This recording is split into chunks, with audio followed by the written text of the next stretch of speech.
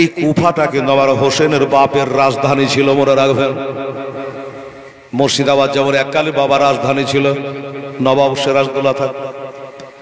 ও বাবা গো, আমার হযরত আলী রাদিয়াল্লাহু তাআলা রাজধানী ছিল কুফা।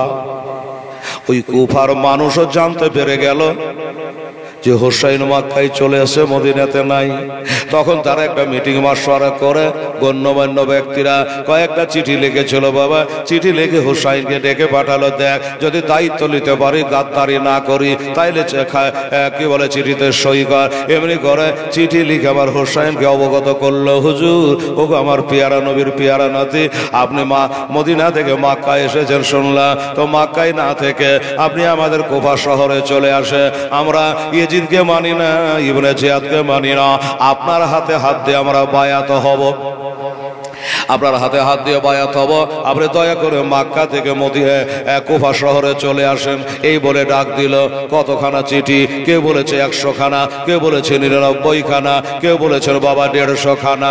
আমার গজলের বইয়ে পাবেন যে 150 খানা চিঠি দিয়া কোভাই ডাকে ধোকা দিয়া, 150 খানা চিঠি দিয়া কোভাই ডাকে ধোকা দিয়া।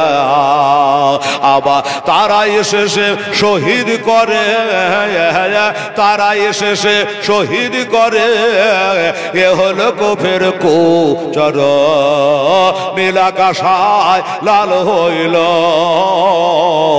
যেন রক্তের বরণ। ইমামে হোসেন শহীদ হলো তার নানারে উম্মতের কারণ। কারবালার ওহে মরর পরে ইমাম হোসেন লড়াই করে, হায় কারবালার ওহে মরর পরে ইমাম হোসেন লড়াই করে। আবার 3 দিন ধরে না দায়ে পানে, তারা 3 দিন ধরে না দায়ে পানে ইয়াজিদের বদকার, নীল আকাশায় লাল হইল যেন রক্তের বরণ। জালেমেরা ঘিরে ঘিরে তীর মারিল ইমামের, হয় জালেমেরা ঘিরে ঘিরে তীর মারিল ইমামের। কাতর হালে আমার ইমামে হোসেন, কাতর হালে ইমামে হোসেন খোদাকে করেন স্মরণ, নীল আকাশায় লাল হইল যেন রক্তের বরণ। ফেরেশতারা আসিয়া বলে ইমামে 2 পদ তলে, খোদার ফেরেশতারা আসিয়া বলে ইমামে 2 পদ তলে, একটু হুকুম পেলে মোরা হুজুর, একটু হুকুম পেলে মোরা ধনিব তুলার মতো, নীল আকাশায় লাল হইল যেন রক্তের বরণ। কারবালার ওহে মরর বলে রক্ত বহে হলো লালে, কারবালার ওহে মরর বলে রক্ত বহে হলো লালে। কে শোনাবে হেলাল তার কাবালি, কে শোনাবে হেলাল তার কাবালি, অন্তর পেটে হয় চুর, নীল আকাশায় লাল হইল যেন রক্তের বরণ। আমার হোসেন এত গলা চিঠি এসছে, একটা ব্যাগের মধ্যে ভরে রেখেছে যে আমি কি করি রে মন, এত চিঠি আর আমাকে বারবার করে তারা ডাকছে, আমাকে যেতেই হবে। না, আমাকে যেতেই হবে, কারণ আমি যদি না যাই আর আমার দোহাই দিয়ে তারা যদি দিন ধর্ম ছেড়ে দেয়, হাসরের দিন আমার নানার কাছে এবং দেখাবো কি করে।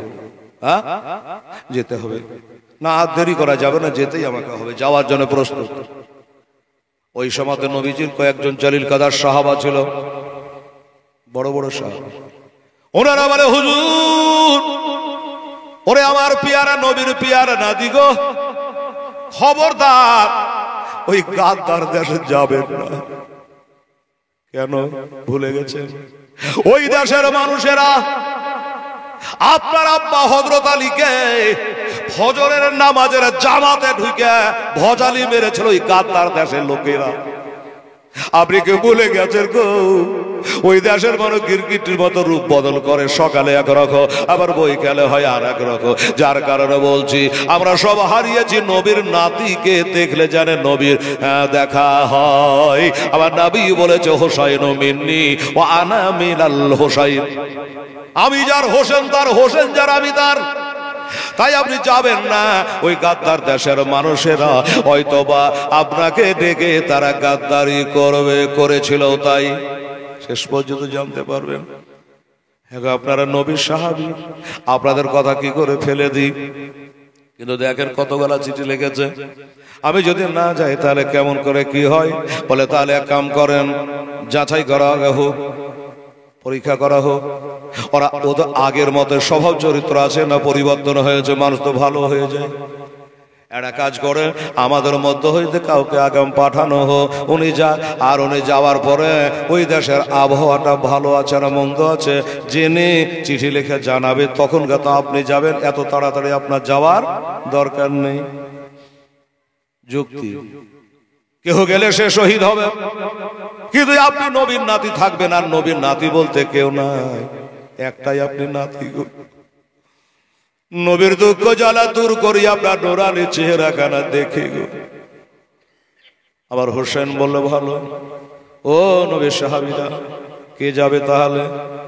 আমার জন্য জান দিতে কেনা যাবে গো ওই গাদ্দার দেশে।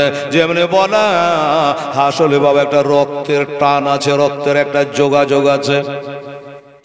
আমার হোসাইনের বাপেরা ছিল 3 ভাই, ভালো করে নাম গালা শুনে এলেন। 3 ভাই, হযরত আলী, হযরত জাফর, হযরত উকাইল রাদিয়াল্লাহু তাআলা। 3 ভাই, তারা একজন হাত তুলে দিল, ইনি হলো হযরত উকাইলের বেটা, যার নাম হযরত ইমাম মুসলিম রাদিয়াল্লাহু তাআলা আনহু।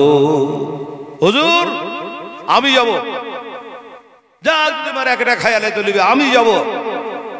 তুমি যাবা? বললা আরে এর নাম রক্তের কানেকশন, আপন চাচার বেটা।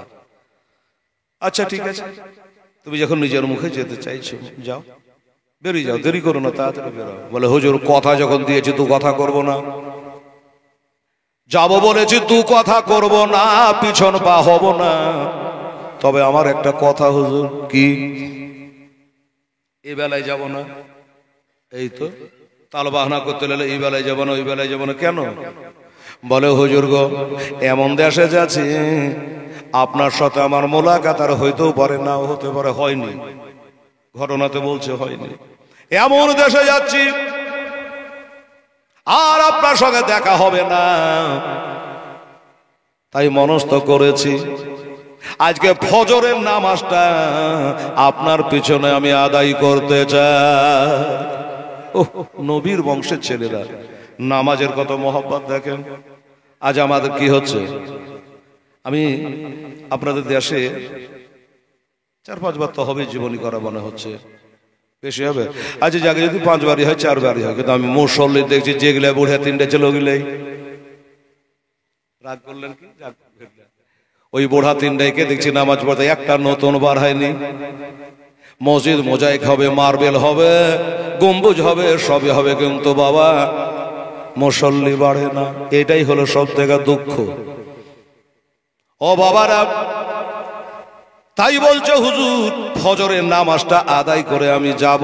আমি জীবনে কি করেছি না করেছি আমার লেখাপড়া নেই, তবে কাল হাসরের দিনে আল্লাহ যদি জানতে চাই আমি বলবো আল্লাহ গো তোমার পিয়ারা নবীর পিয়ারা নাতি হোসাইনের পিছে জীবনে শেষবারে 2 রাকাত নামাজ আদায় করেছি।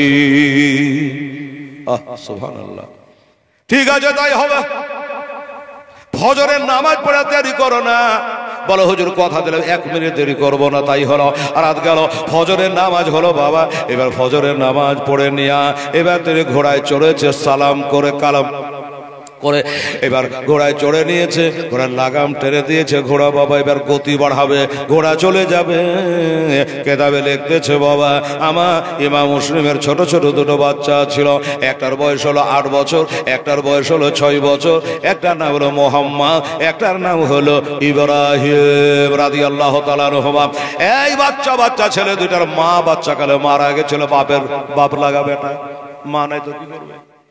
মা নাই, বাবার কাছে ওঠা বসা, সেই বাপ চলে যাচ্ছে। আগা ঘেরে নিয়েছে, আব্বা কোথায় যাবেন? বলে বেটা আমি এখান থেকে বহু দূরের রাস্তা রে বেটা, আমি এখন কোফা শহর যাব। ঠিক আছে জান, আমরাও যাব। এই তো ভেজাল লাগালি, তোরে যাওয়া হবে না। আব্বাকে কেন যাওয়া হবে না? বলে দেশের মানুষ ভাল্লে রে বেটা, আমার কি হবে তাই ভাবছি। আমার জানাজার নামাজ হবে কি হবে না, কবর হবে কিনা খোদা জানে। তাই বেটা আমি বাপ হইয়া বেটারাকে ফাঁসাইতে পারবো না, আমি বাবা হইয়া ছেলেরাকে কষ্ট দিতে পারবো না। এই বেটা শুনে নে, তোরা থেকে যা, জেদ করিস না বেটা।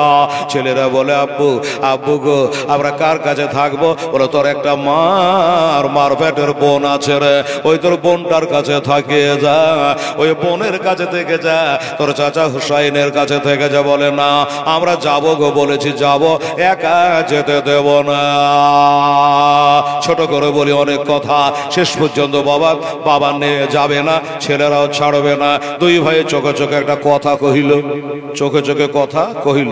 শোন, এত করে বললেও বাবার মন তো গলাতে পারলাম না, আমরাকে নিয়ে যেতে চাইই না, তো কি করা যায়? বড় ভাইটা বলল একটা কাজ করতে হবে।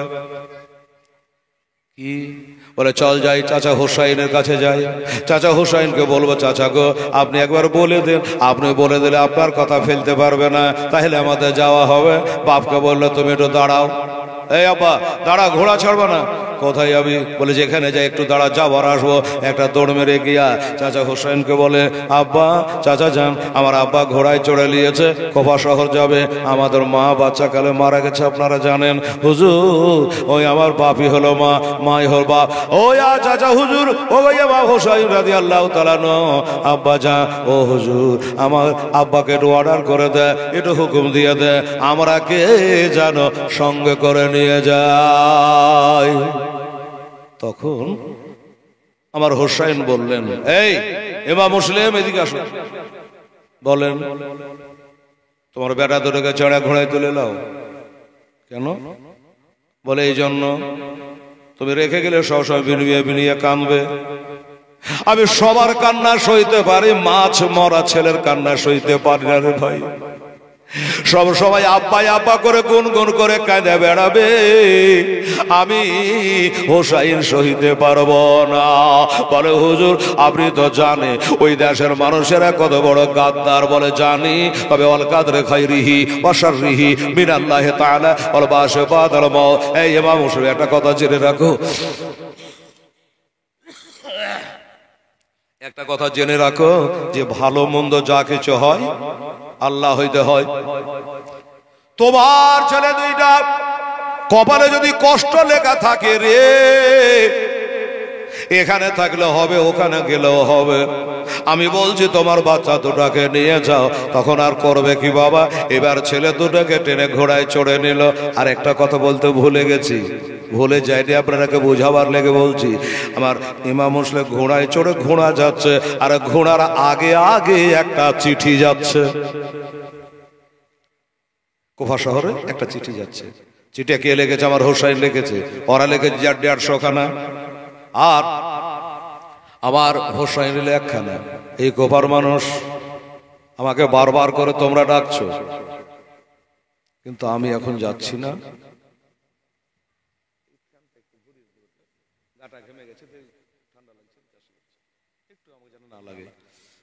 একবার দরুদ পড়ে আল্লাহুম্মা সাল্লি আলা সাইয়্যিদিনা মাওলানা মুহাম্মদ ওয়া আলা আলি সাইয়্যিদিনা ওয়া আলা আলি সাইয়্যিদিনা মাওলানা মুহাম্মদ সাল্লাল্লাহু আলাইহি ওয়াসাল্লাম। কি বলছিলাম? চিঠি আগে আগে যাচ্ছে। এই কোফাবাসীরা আমাকে তোমরা পাওয়ার জন্য এক নয় দুই নয় 150 খানা চিঠি লিখেছ, কিন্তু শোনো এবার আমার একটা চাচাতো ভাইকে আমি পাঠাইয়া দিলাম, উনি যাবে, তোমাদের সঙ্গে মিলবে চলবে, তোমাদের চরিত্র সম্পর্কে অকিবাহাল হবে, উনি একটা চিঠি লিখবে, তারপরে আমি হোসেন পদার্পণ করব।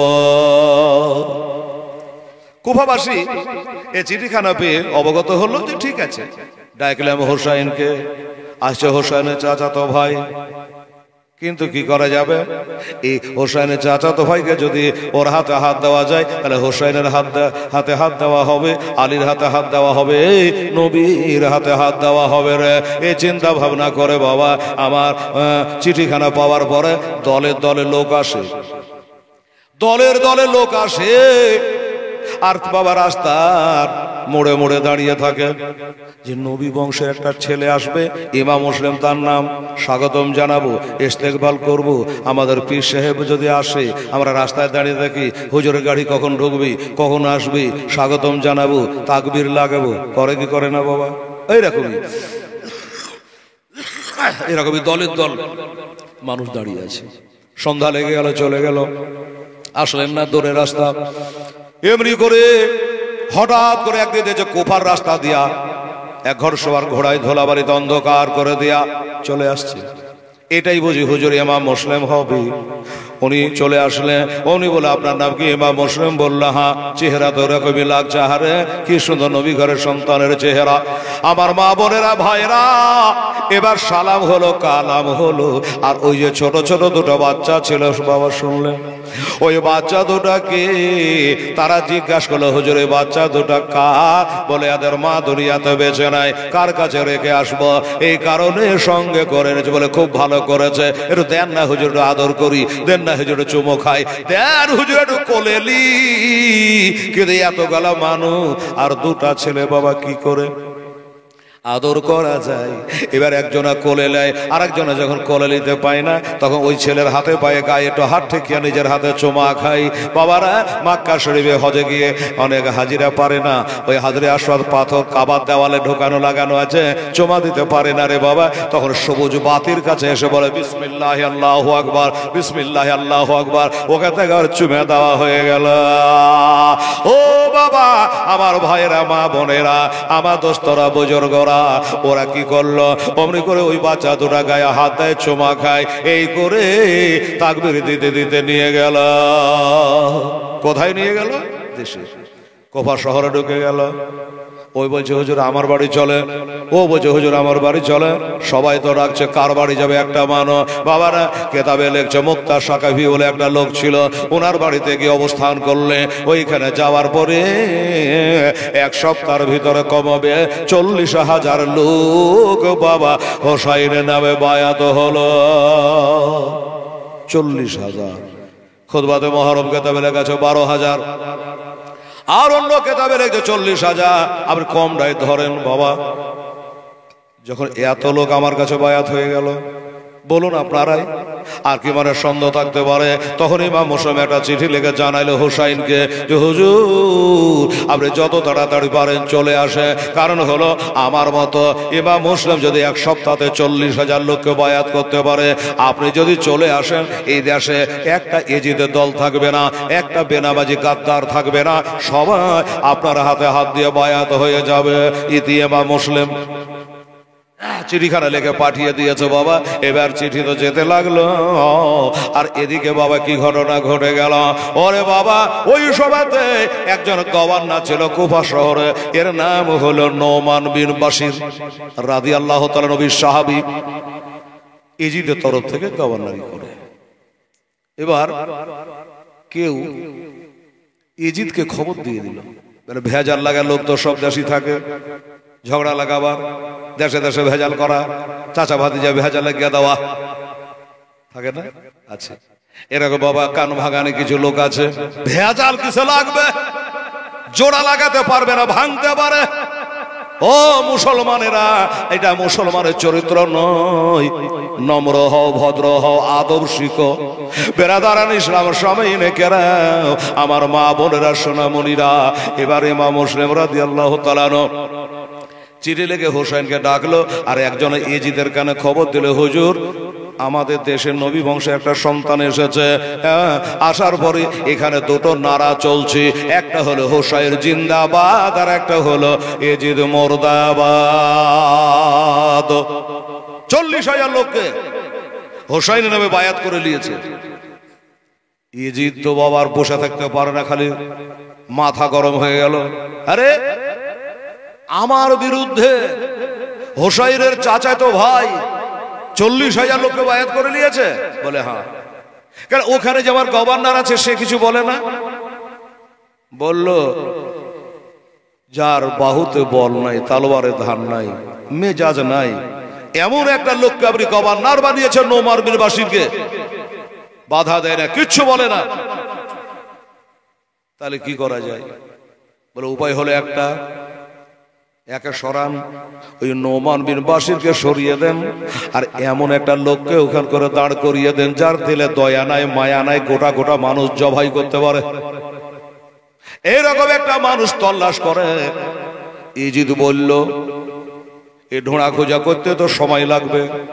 হঠাৎ করে যেন বাবা মনে পড়ে গেল বসরা শহরে একটা লোক আছে, তার নাম হলো ইবনে জিয়াদ। এই ইবনে জিয়াদকে খবর দিল, এই ইবনে জিয়াদ দিদি গায় চিঠিতে যে এই কুফা শহরটা তো তোরাকে দিয়েছি, বসরা শহর তো তোরাকে দিয়েছি, খুব তাড়াতাড়ি করে তুই এখন কুফা শহরে যা, আর কুফা শহরে যে আমার গভর্নর চকে নামিয়ে দে চেয়ার থেকে, ওই চেয়ারে তুই বসে যা, হুকুমাতি কর, বাদশাহী কর আমার তরফ থেকে। আর একটা কথা, দেরি করা কিন্তু যাবে না, কারণ ইমাম মুসলিম একটা চিঠি লিখে দিয়েছে, এই চিঠি যদি হুসাইনের কাছে পৌঁছে যায় তাহলে কিন্তু আর কবজা করতে পারবি না, ওর আগেই তোকে ঢোকা লাগবে। ইবনে জিয়াদ বলল ঠিক আছে। ওসমান, ওসমান বলতে ওর ভাইয়ের নাম, এই ওসমান শোন, এটা এজিদের তরফ থেকে একটা চিঠি এসছে ভাই, আমি এখন ওই কুফা শহর যাব, তা আমি যতদিন না ঘুরে আসি আমার হইয়া তুই কাজ চালা, আর আমি ওই রাজ্যটা চালাই। ভালো, এত তাড়াতাড়ি করছেন কেন? ওই যে তাড়াতাড়ি করছে এই জন্য ইমাম মুসলিম চিঠি লিখেছে হোসাইনকে আসার জন্য, ওনার আগে ঢোকা লাগবে। আচ্ছা, একাই যাবেন না, কাউকে নিয়ে যাবেন? বলে না, 20-25টা লোককে সাথে নিল। কেন নিল? যে হঠাৎ করে একলাই গিয়ে আমি পাত্তা করতে পারবো না, কোন রাস্তায় যাব, যে রাস্তা দিয়ে হোসাইনে ঢুকবার কথা আছে ওই রাস্তা দিয়ে যাব। প্রথম চোটে যেন আমাকে বুঝতে না পারে, চিনতে না পারে, না তো রাস্তা দিয়ে হজম করে দিবে। হ্যাঁ, দিনে যাব না রাতে যাব, এমন টাইমে যাব ভালো করে মুখ চিনতে পারবেন, এরকম টাইমে যাব, সূর্য ডুবু ডুবু। লোকজন বাবা ইমাম মুসলিম চিঠি লিখেছে, কথা কুফাবাসীরা জানে যে হোসাইন আসবো হয়ে আছে, তাই তারা রাস্তায় অপেক্ষা করে আর ঘুরে যায়, আজ আসবে কাল আসবে করে ঘুরে যায়। একদিন হঠাৎ করে সূর্য ডুবু ডুবু বাবা অন্ধকার নেমে আসছে, এই টাইমে হঠাৎ করে দেখা যাচ্ছে মদিনা মক্কা শরীফের রাস্তা ধরে একটা দল আসতেছে। লোকজন বলল মারহাবা মারহাবা, এটাই হবে হয়তো ইমাম হোসাইন। খুব খুশি, কিন্তু এটা তো হোসাইন আসছে না, এটা ইবনে জিয়াদ আসছে, মুখে নেকাব আছে, চেনা যায় না।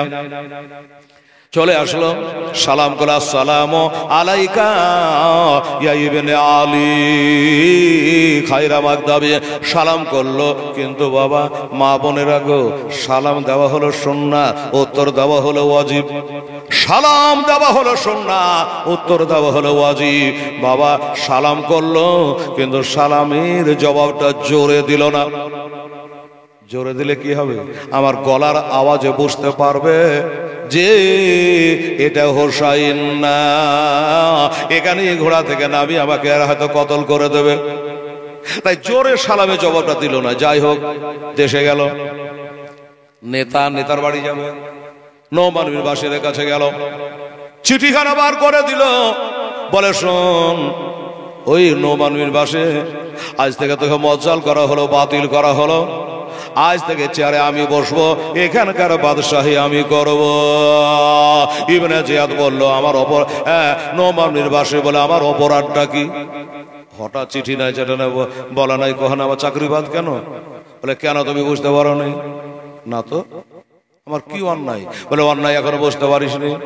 এরে নবীন বাসীর শুনে রাখো, তুমি এখান করে বাদশাহ থাকতে, গভর্নর থাকতে, ইমাম হোসলে 40,000 লোককে হোসাইনের নামে বায়াত করেছিল। কি করে, কিভাবে সাহস পেল? তোমার হাতে তালবাদ ছিল না, সৈন্য সামন্ত ছিল না, তারাকে হত্যা করতে পারো না। এই কারণে তোমাকে বাতিল করা হয়েছে। বলতে ছেড়ে উঠে গেল, এই চারে বসবো না। যেই চারে আমার হোসাইনের সম্মান বুঝে না, যেই চারে আমার নবীর ইজ্জত বুঝে না, আমার বাদশাহী করা দরকার নাই। কদিনের জন্য দুনিয়াতে এসেছি, কখন ডাক পড়বে চলে যাব। বাবা গো, তিনি চেয়ার ছেড়ে দিয়ে চলে গেল, আর ইবনে জিয়াদ তখন ওখানকার বাদশাহ হয়ে গেল। ইবনে জিয়াদ বাদশাহ হয়ে গেল। এবার গোটা এলাকায় এলান হয়ে গেল, শুনে রাখো আমি নতুন গভর্নর হয়েছি, নাম আমার ইবনে জিয়াদ। জেনে রাখো, শুনে রাখো, ইমাম মুসলিম রাদিয়াল্লাহু তাআলা আনহু কার বাড়িতে আছে, কোথায় আছে, তল্লাশি আরম্ভ হয়ে গেল। একবারে চিরুনি তল্লাশি, এত তল্লাশি করেও পাত্তা লাগাতে পারলো না, কোথায় আছে, কার বাড়িতে আছে, কোনো খবর নাই। তবে আপনারাকে বলে দিই, ওই যে মুক্তার সাকাফির বাড়িতে ছিল হুজুর, কিন্তু ওইখান থেকে অন্য একটা বাড়িতে ঢুকে গেছে। কিন্তু ওই বাড়িটা কেন ঢুকলেন না? ওই বাড়ির লোকটা বাবা, এর নাম মুক্তার সাকাফি। প্রথমত এই লোকটা পরে মোরতাদ হয়ে মরেছিল, আবার নবীর দাবি করেছিল। এটা আল্লাহ বালারা ভবিষ্যৎ বুঝতে পারে রে বাবা, যার কারণে ওর বাড়ি ত্যাগ করে দিয়া, ওর বাড়ি ত্যাগ করে দিয়া এবার চলে আসলেন বাবা হযরতে হানি রাদিয়াল্লাহু তাআলা নূর বাড়ি। হানির বাড়িতে তিনি থাকতে লাগলেন। আর এই ইবনে জিয়াদ গোটা এলাকায় খুঁজে খুঁজে খুঁজে খুঁজে পেল না। যখন পেল না তো চিন্তায় পড়ে গেল যে আমি ইজিদের কাছে কি জবাব দেব। আমি এখন পর্যন্ত খুঁজে বাহির করতেই পারলাম না। গোটা শহরে এলান করে দেওয়া হলো, এ শহরবাসী তোমরা শোনো, গ্রামবাসী তোমরা শোনো, ইমাম মুসলিমকে যারা বাড়িতে লুকিয়ে রাখবে, ছুপিয়ে রাখবে, আমি ইবনে জিয়াদ তার বাড়ি ঘর কিছু রাখব না। তাও হলো না কাজ, তা তো কাজ হলো না। কি করবে? হঠাৎ করে বাবা একটা লোক চলে যাচ্ছে ওটা দিয়া। ইবনে জিয়াদ ডাকলো, এই যুবক এদিকে আয়। বলেন, বলে আমার একটা কাজ করে দিবি। বলে কি কাজ বলুন?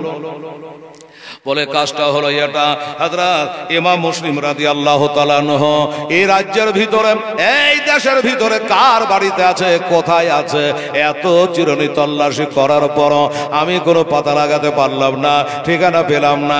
বাবারে আমি ঘোর বিপদে পড়েছি, ইজিদের কাছে মুখ দেখাতে পারবো না, আমার চাকরি বুঝি থাকবে না। হ্যাঁ, তো আমার এই কাজটা করে দিতে পারবি? এই বাবা একটা কথা বলি, ঘড়িটা একবার দেখলে পাক্কা 12টা বাজছে। আচ্ছা, আধ ঘন্টা যদি বলি আপনাদের কষ্ট হবে? হবে না তো? দেখেন, যাবেন না তো? আচ্ছা, আগে বলা ভালো যে আপনারা শুনবেন না, আমি এখানে গায়ে চলে যাবে, এটা হয়। তাই একটু পরীক্ষাটা নিয়ে নিলাম, আধ ঘন্টা 15-20 মিনিট বলি। এই বাবারা, মায়েরা, ও মা, হযরত ইমাম মুসলিমের খবরগিরি করার জন্য ওই লোকটাকে বলে, বাবা পারবি? বললো হ্যাঁ পারবো, আমি নিশ্চয়ই পারবো, নিশ্চয়ই পারবো। কারণ এ গোয়েন্দাগিরি, জাসুসিগিরি কাজ করে হলে আমার বংশ পরম্পরা, আমরা এ কাজ পারবো না তো কে পারবে? নিশ্চয়ই আমি পারবো, তবে একটু সময় লাগবে। খরচা আছে হুজুর। খরচা আছে মানে? বলে টাকা লাগবে। টাকা কত টাকা লাগবে? বলে 3000 টাকা দেন। 3000? বলে হ্যাঁ হ্যাঁ 3000। ওই বাবা, হয়তো আপনারাকে কম কম লাগছে 3000, কিন্তু 3000 টাকার প্রচুর দাম রে বাবা। বাবারা ওই 3000 টাকা, ঠিক আছে, টাকা 3000 দিল। বললো যাও তাহলে কাজ চালু করে দাও, যেখানে থাক না কেন খুঁজে বার করো। বাবা টাকা তো দিল, মনটা জানে কেমন খুঁতখুত করে। টাকাটা দিলাম, আসবে কি আসবে না, কি হবে না হবে, নামটা জিজ্ঞাসা করে। টাকা তো নিয়ে এলে, তোমার নাম কি? তোমাকে একদিন খুঁজে বাহির করো যদি টাকা মেরে খাও। বলো নাম কি? বলে আমার নাম হচ্ছে মক্কেল গোলাম। বলো বাড়ি কোথায়? বাড়ি হলো আমার মুলকে শাম। বললো আচ্ছা ঠিক আছে মক্কেল গোলাম, নামটা লিখে রাখলো। যা বাবা একটু জি জান লাগিয়ে একটু খোঁজ। এবার তল্লাশি করতে আরম্ভ করলো, এখানে ওখানে দোকানে মাকানে তালতলা বেলতলা যেখানে আছে সব জায়গা বাবা খুঁজে বেড়ায়। এত খোঁজার পর ইমাম মুসলিম যে কোথায় আছে খুঁজে খুঁজে খুঁজে খুঁজে বাবা কোনো পাতা লাগাতে পারলো না। একদিনকার ঘটনা, সব জায়গা তবে দেখলাম। আজকে কোফার জামে মসজিদ দেখব, ওই কোফার জামে মসজিদে হয়তো বা তিনি নামাজ পড়তে আসে। ওইখান করে যদি নাই বা আসে, নমাজিদে জিজ্ঞাসা করে নেবো বাহিরে যা করে করে, মসজিদে মিথ্যা কথা বলবেন না। তো কুফার জামে মসজিদে গেল, নামাজ পড়ছে। ছদ্মবেশী গোয়েন্দা সিআইডি নামাজ পড়তে ঢুকেছে। এবার নামাজ পড়ে এভাবে নামাজ পড়তে পড়তে পড়তে পড়তে পড়তে পড়ে একদিন হঠাৎ করে ওই মসজিদে একজন বসে আছে। ওই লোকটার কাছে গিয়ে বলে, চাচা, ও চাচা, আমি ঘোর বিপদে পড়েছি চাচা গো, আমাকে উদ্ধার করতে পারবেন না? বলে বাজারে কি বিপদ? টাকা পয়সা? বলে না। তাহলে কি ঘোর বিপদে পড়েছি? বলল আমি উহুদ পাহাড় বরাবর বুঝি পাপ করে ফেলেছি। মিথ্যা কথা। এত গুনাহ করেছি, এত পাপ করেছি, এত অন্যায় করেছি, তাই ওই পাপের ক্ষমা প্রায়শ্চিত্ত হবে কোথায়? ক্ষমা হবে কি করে? যার কারণে আমি মনে করেছি একটা কথা, ইমাম মুসলিম রাদিয়াল্লাহু তাআলা আনহু আমার নবী বংশের সন্তান এই দেশে বলে এসেছে, উনি কার বাড়িতে আছে আমি খুঁজে খুঁজে পাই না। এই দেখেন চাচা, বিশ্বাস যদি না করে, এই দেখেন 3000 টাকা আমার কাছে আছে।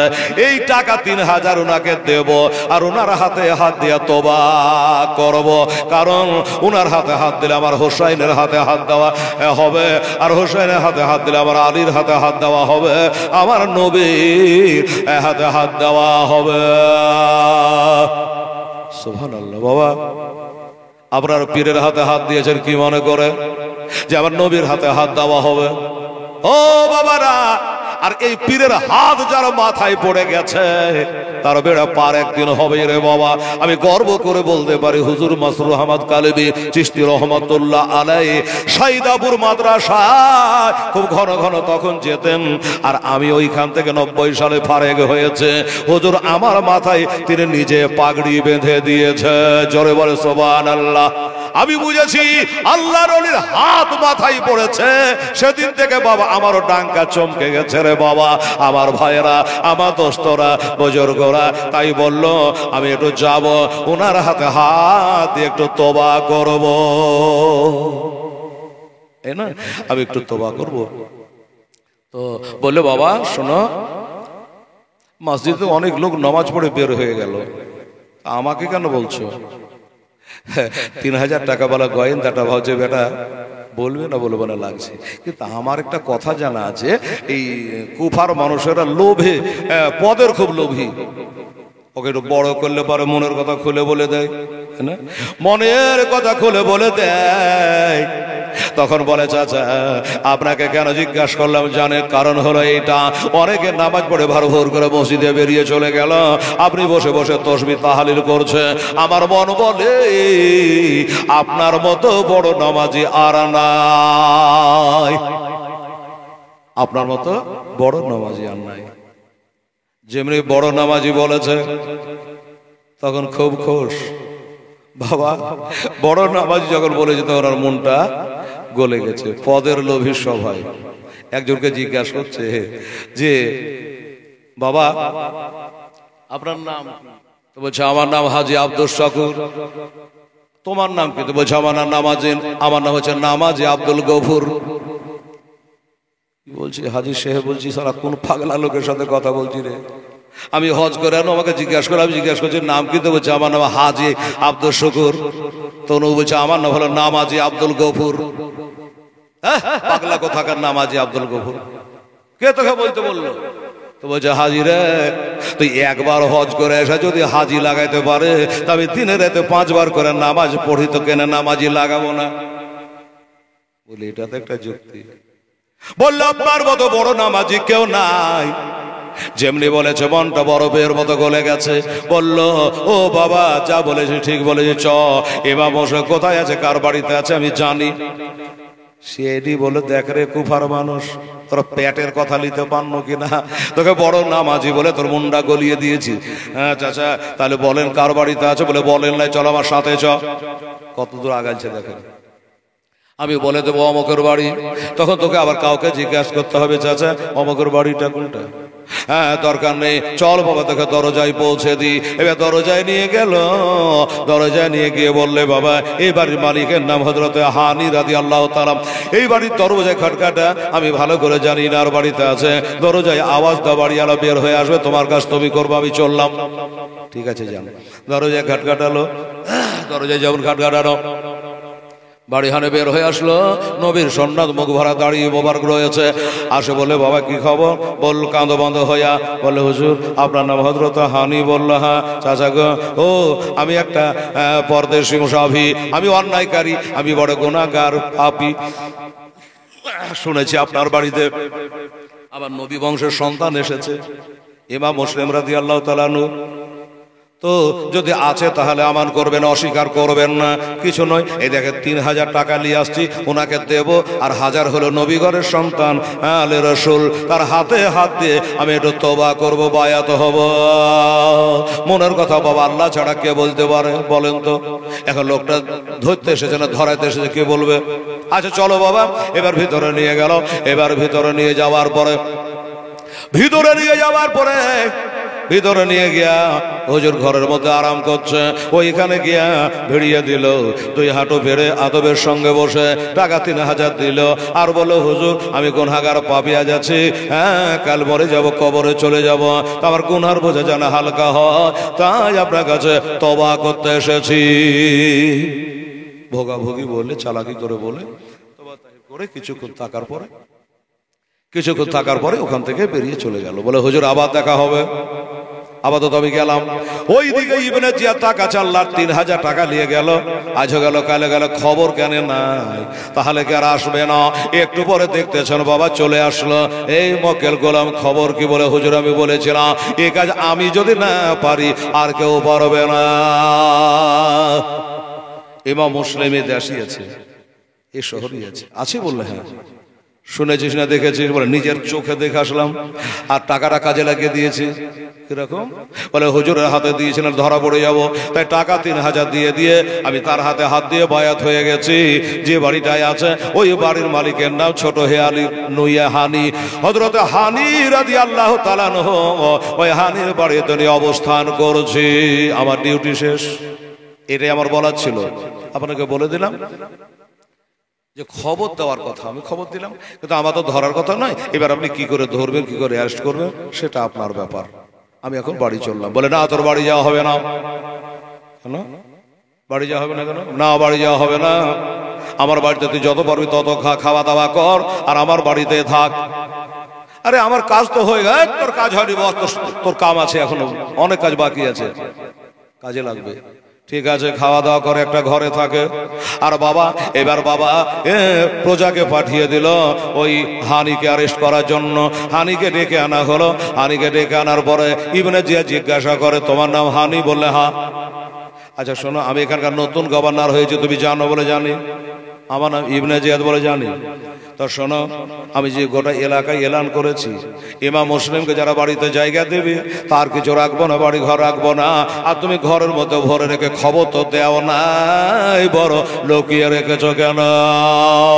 হানি বলে, আল্লাহ এই আমার পেটের কথা হাবকে দিয়ে নিচ্ছে নাকি জানি না, আমি সহজে রাজি হব না, আমি সহজে মুখ খুলবো না। হ্যাঁ হ্যাঁ আমার বাড়িতে আছে, এ কথা আমি বলবো না। তখন উনি বলল, এই ইবনে জিয়াদ, আমার বাড়িতে হযরতে হানি আছে, এটার কোনো প্রমাণ আপনার কাছে আছে? কোন প্রমাণ আপনার কাছে আছে বলেন দেখি, না হলে আমি স্বীকার করব না। প্রমাণ নিবি? বললে, হ্যাঁ। এই মক্কেল গোলাম, খাওয়া দাওয়া করে আরাম করিস বললো। ওকে ডাকলে দিগাই। মক্কেল গোলাম চলে আসলো। ইবনে জিয়াদ বলতো, এই লোকটা তোর বাড়ি কালকে গিয়েছিল, তুই দরজা খুলে দিয়েছিলি, চিনতে পারিস কিনা দেখ।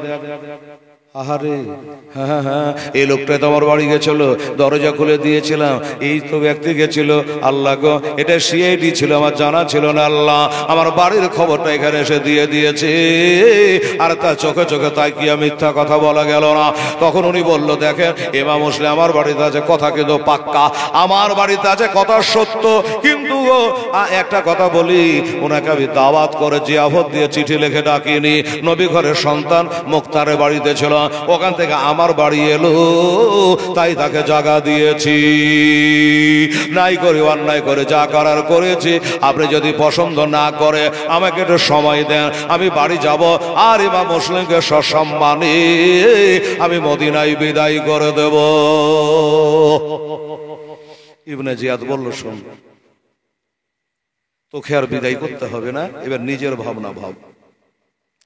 উল্টা তালবারের বাড়ি কয়েকবারই মেরে চোখ মুখ ফুলিয়ে দিল, রক্ত লোহলাহা করে দিল, রক্ত করে দিয়েছে।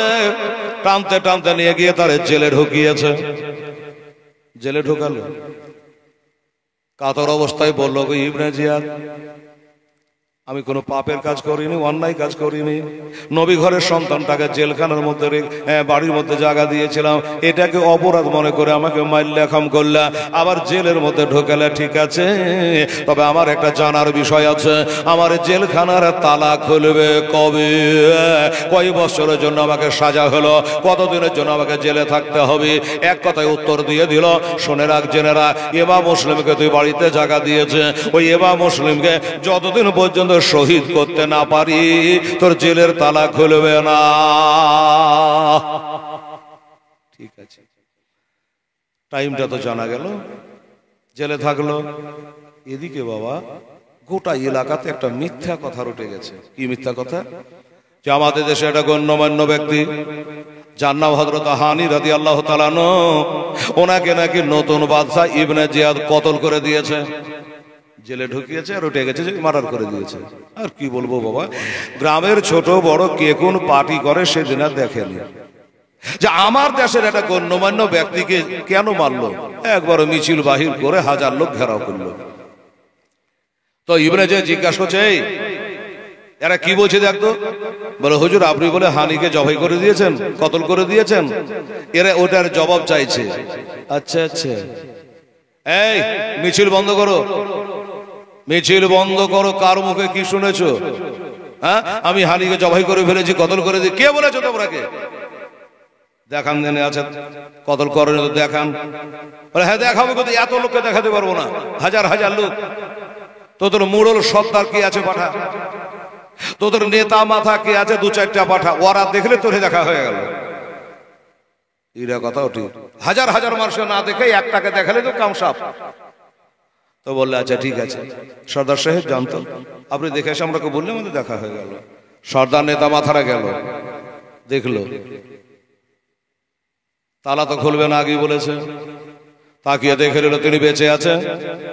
লজ্জায় লজ্জিত হয়ে লোকজন বাবা সব দিক বিদিকে চলে গেল, বাজারে হাটে, দিক বিদিকে বাজারে হাটে সব চলে গেল। যে ঠিক আছে, যখন আর নিজের চোখে যখন দেখলে তো অবিশ্বাস করার আর অবকাশ থাকে না। তারপর কি করে মানুষ দেখবেন, আপনারা মিছিল মিটিংয়ে যান না, কালিয়ে চক বা কোনো জায়গায় যখন যাবে তো বাড়ি আলি বলবে, কোথায়? তো বলছে মিছিলে যেতে হবে। বলে, ব্যাগটা হাতে করে যাও, মিছিল শেষ করে 2.5 কেজি টমাটো নিয়ে চলে এসো। অনেকে বলে না, মিছিল যখন শেষ হয়ে যাবে, মিছিল কালিয়াচক হাই স্কুলে ঢুকিয়ে দিয়া তোমার কাজ তুমি করবে, 2 কেজি টমেটো নিয়ে 2 কেজি বেগুন নিবা, বাজার হাট করে বাড়ি চলে আসবে। তো বলে, তাহলে ব্যাগটা দে। হয়। এবার দেখলো যে উনি জীবিত অবস্থায় আছে, তখন সব দিক বিদিকে ছড়িয়ে ছিটিয়ে গেল। মিছিল শেষ। কত দরদি মিছিল করে আসলো, কিন্তু কারো মুখখান দিয়ে একটু বার হইলো না যে ওনাকে জামিন করে লিয়ে তো যাবো। এই কথাটা কেউ বলে সব বেগুন কিনতে চলে গেল, হ্যাঁ না? এইভাবে উনি জেলে থাকতে লাগলো। বাবা গো, মাগরিবের আজান হয়ে গেল। আমার ইমাম মুসলিম মনে করলো, আল্লাহ আমাকে বাড়িতে রাখার জন্য হানিকে জেলে ভরা হয়েছে, মার্ডার হয়ে গেছে শুনে লোক মিছিল করতে চলেছে, গায়ে তেমন লোক নাই, যায় মাগরিবের নামাজটা মসজিদে জামাতে পড়ে আসি। বাবা গো, এবার উনি মসজিদে নামাজ পড়তে গেছেন মাগরিবে। বাবারা নামাজ পড়তে গিয়ে দেখছেন 1-2 করে দেখতে দেখতে কম বেশি কেতাবে লিখছে 500টা মানুষ জামাতে শামিল হয়ে গেছে। দেশে মানুষ নয়, সব মিছিলে চলে গেছে। 500 জন মানুষ নামাজের শামিল হয়ে গেছে। আমার ইমাম হোসেন নামাজ পড়াতে আরম্ভ করলো। মাগরিবের নামাজ 3 রাকাত, মুকিমের জন্য, মুসাফিরের জন্য, সবার জন্য। এই বাবা মাগরিবের 3 রাকাত নামাজের নিয়াত করে বাবা নামাজ পড়তে আরম্ভ করে দিয়েছে। সুবহানাল্লাহ। এবার নামাজ যখন পড়তে আরম্ভ করা, নামাজ যখন শেষ হয়ে গেল, আসসালামু আলাইকুম রাহমাতুল্লাহ, আসসালামু আলাইকুম রাহমাতুল্লাহ, এবার সালাম ফিরিয়ে যদি তাকিয়ে দেখছে তো জহমাতুল্লাহরা কেউ নাই। রহমাতুল্লাহ পিছনে তাকাচ্ছে, একটা লোক নাই যে দোয়া করবে। ইমাম মুসলিম বলি শালা কোন দেশে আনুরে, হ্যাঁ এর লেগে বলছিল কুফা শহর। নামাজ পড়লাম, সালাম ফিরালাম, কম বেশি 500টা মানুষ নামাজ পড়তে দাঁড়ালে একটা লোক নাই। এরা মাটির তলে ঢুকে গেল না আসমানে উঠে গেল। উনি তো নামাজ পড়ছে বাবা, নামাজ পড়তে পড়তে দেখেননি কোথায় গেল। একটা লোক ওযু করছে, পানির হাউজের কাছে ওযু করছে। তো ইমাম মুসলিম রাদিয়াল্লাহু আনহু বলল যে এই লোকটাকে জিজ্ঞাসা করি, এই বাবা তুই মাগরিবের নামাজ পড়িসনি? বলে হুজুর লেট হয়ে গেছে, ওযু করছি। আচ্ছা ঠিক আছে, তাহলে তুই তো লেট পরে এসছিস। বলে হ্যাঁ পরে এসছি। তো এই বাবা একটা কথা বলতে পারবি? কি কথা? বলে আমি নামাজ পড়তে দাঁড়ালাম, আমার পিছনে 500 জন মানুষ ইক্তেদা করে দাঁড়িয়েছিল। এবার সালাম ফিরিয়ে দেখছি তুই ছাড়া কেউ না, এরা কোথায় গেল বলতে পারবি? বলছে হুজুর বলতে তো পারবো, আমার জামা ছুটে গেছে হুজুর। আমার জামা ছুটে যদি না যেত আমাকেও পেতেন না। হ্যাঁ মুখের উপর বলে দিলি জামা ছুটে গেছে, না হলে আমাকেও পেতেন না। কোন মৌলবি বলে চোখ বন্ধ করে ওয়াজ করে, 3 ঘন্টা পরে চোখ খুলে। তো 3 ঘন্টা পরে চোখ খুলে তাকিয়ে দেখছে তো একটা লোক না, সব বাড়ি চলে গেছে, চোখ বুঝে ওয়াজ করেই যাচ্ছে করেই যাচ্ছে। একটা খালি বুড়ি বসে আছে।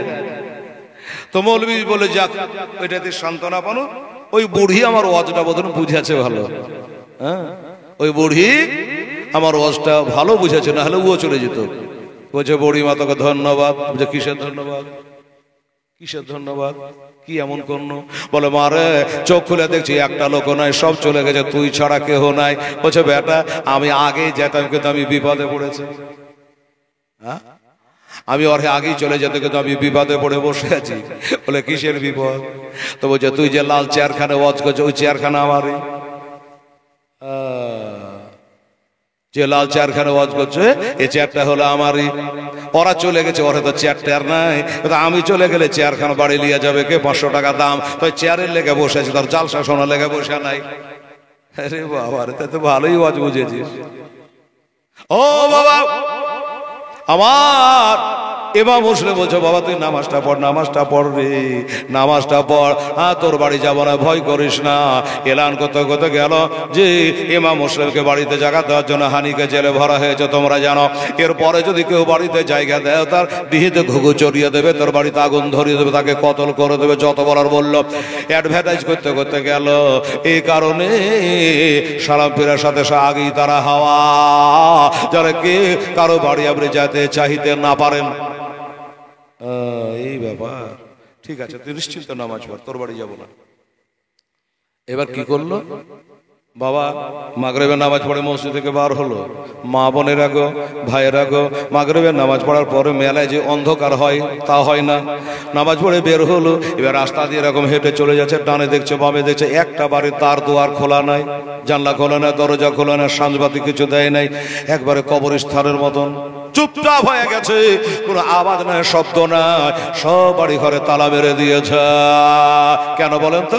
যদি দরজা খোলা থাকে ইমাম মুসলিম চলে আসবে বাড়ি, তার আগে তারা দরজা বন্ধ করে দিয়েছে। রে বাবা আমার মা বোনেরা এইভাবে রাস্তা দিয়ে যেতে যেতে যেতে যেতে এবার দেখছেন বাবা গো একটা মা বসে আছে দরজা খুলে, বাম হাতে একটা হারিকেল জ্বালিয়ে নিয়েছে, হারিকেলটা নিয়েছে আর ওই আলাটাকে একবার বড় করছে একবার ছোট করছে, বড় করে এমনি করে হরকের আলা দিয়ে, তখন আর কারেন্ট ছিল না, এইভাবে আলা দিয়া কাকে জানে খুঁজছে, আবার আলাটাকে ছোট করে দরজার আড়ালে বাবা লুকাচ্ছে। ইমাম মুসলিম এক পা দুপা করে গেলেন। আচ্ছা, এই মেয়েটা সবারই বাড়ি তালা বন্ধ, কিন্তু এই মেয়েটা কেন তালা বন্ধ করে নাই? হারিকেল দিয়ে কি বা খুঁজছে, দেখা যায় এক পা দুপা করে গেলে যাওয়ার পরে বলে, মা, ওগো মা, কি ব্যাপার আজ তোমাদের পাড়াতে এমন কেন নাকাবন্দি হয়েছে? আজকে কেন সব বাড়ি ঘর বন্ধ করে দিয়েছে? আজকে কেন সন্ধ্যাবাতি দেয় নাই? বলে, বাবা রে, দেওয়ালের কানা চাষতে কথা বলো বাবা, শোন, ইমাম মুসলিম যদি কারো বাড়িতে ওনাকে পায় ওই বাড়ি ঘরে কিছু রাখবে না, তাই ইমাম মুসলিম যেন ঢুকতে না পারে বাড়ি, এই কারণে দরজা বন্ধ করে দিয়েছে। এই জন্য দরজা বন্ধ করে দিয়েছে। বলে, মা, তা তুমি যে দরজা বন্ধ করনি? বলে, আমিও করতাম। কিন্তু বাবার দুঃখের কথা হলো একটা, আল্লাহর কাছে সাধনা করে তাহাজ্জুদে নামাজ পড়ে কত চোখের পানি বুক ভাসিয়ে আল্লাহর কাছে একটা বেটা চেহে নিয়েছিলাম। ওই বেটার নাম রেখেছে বেলাল। আর ওই বেলাল ওই ইবনে জিয়াদের দরবারে চাকরি আগে থেকে করতো, চাকরি করে। ওই বেটা এখন পর্যন্ত বাড়ি আসে নাই। আসরের সময়তে চলে আসে। আজকে মাগরিব পড়ে এশার টাইম আসতেছে, এখনো বেটা বাড়ি আসলো না। তাই বেটার অপেক্ষায় আমি বসে আছি। আমার বেটা আসতে গেলে হারিকেলটা ফো দিয়ে লিভিয়ে দেবো, দরজাটা বন্ধ করে দেবো। ঠিক আছে, তাই করিস মা। তবে মারে একটা কথা বলবো। কি? আমাকে খুবই পিয়াসা লেগেছে, একটু পানি পান করাতে পারবি না মা? মেয়েটা বলে, বাবা, তুই হিন্দু না মুসলমান, তুই জৈন না খ্রিস্টান, ইরানি না তোরানি, আমার এটা জানার দরকার নাই। তুই আমার কাছে পানি চেয়েছ, আমি দিব না বলতে পারি? মুসলমানের চরিত্র দেখেন। ও বাবারা, এই কারণে তাড়াতাড়ি করে ঘরে গিয়া এক লোটা পানি ঢেলে এনে দিল। বাবা এক লোটা পানি দিল, হারিকেলটা রাখলো, দুই হাতে পানিটা দিল। উনি পানি লোটাটা নিলেন, পানি লোটাটা নিয়ে পান করলেন। আবার লোটাটা ব্যাগ দিলেন, ফেরত দিলেন। মা, তোমার লোটা তুমি নাও। পানি পান করে চারটা ঠান্ডা হয়ে গেছে। মেয়েটা লোটা রেখে আবার ঘুরে চলে আসলো। মেয়েটা জিজ্ঞাসা করছে, বাবা, লোটা রেখে চলে আসলাম, তুমি এখনো বসে আছো, বাড়ি যাও, সময়টা ভালো না। বলে, মা, বাড়ি তো যাব। মনের কথা যে এখানে বাড়ি হলে তোর কাছে পানি চেয়ে খাতো, বাড়ি নাই বলে তো পানি চেয়ে খানো, এটা মনের কথা বলা যাচ্ছে না। বলে, মা গো, যাক, পানি দিয়ে আমার আত্মা ঠান্ডা করে দিয়েছিস মা। তবে একটা কথা বলি, কাল হাসরের দিনে জানো, এই পানির বদলে হাউজে কাউসারে পানি দিয়ে তোর দেনা শোধ করতে পারি। তবে মা, একটিবার দয়া করে তোর নামটা শোনা। তোর নামটা কি? মেয়েটা বলে, বাবা, বেলালের মা বলে ডাকলেই হবে। না না না, অনেক বেলাল দুনিয়াতে, সব বেলালের মা তখন এসে হাজির হয়ে যাবে। তোমার নামটা ডাইরেক্ট বলো। মেয়েটা বলো, বাবা, আমার নাম হলো তুয়া বিবি। আমার নাম হলো তুয়া বিবি। আচ্ছা আচ্ছা।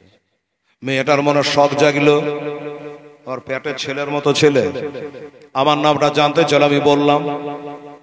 একবার ছেলেটার নাম জিজ্ঞাসা করলে কেমন হয়? আরে বাবা, তুই আমার বেটার মতো, একটু বল বাবা, তোর নাম কি, বাড়ি কোথায়?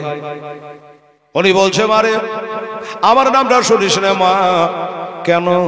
বলে, আমি হলাম সেই ব্যক্তি, আমারই কারণে আজকে নাকাবন্দি হয়েছে, আজকে 144 ধারা হয়ে গেছে, আমারই কারণে বাড়ি ঘরে তালা পড়ে গেছে, জানলা বন্ধ হয়ে গেছে, সন্ধ্যাবাতি দেওয়া বন্ধ হয়ে গেছে।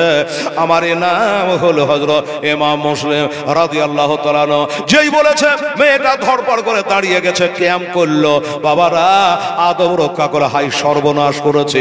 হাজার হলে আমার নবী ঘরের সন্তান, আমার মা ফাতেমার ঘরে বাগানের ফুল, আলে রাসূল আমার দরজাতে আছে। আমি চিনতে পারি, বুঝতে পারিনি। পানি চাইলো, পানি দিলাম, একটু খাবার দিতে পারলাম না। কে না কে?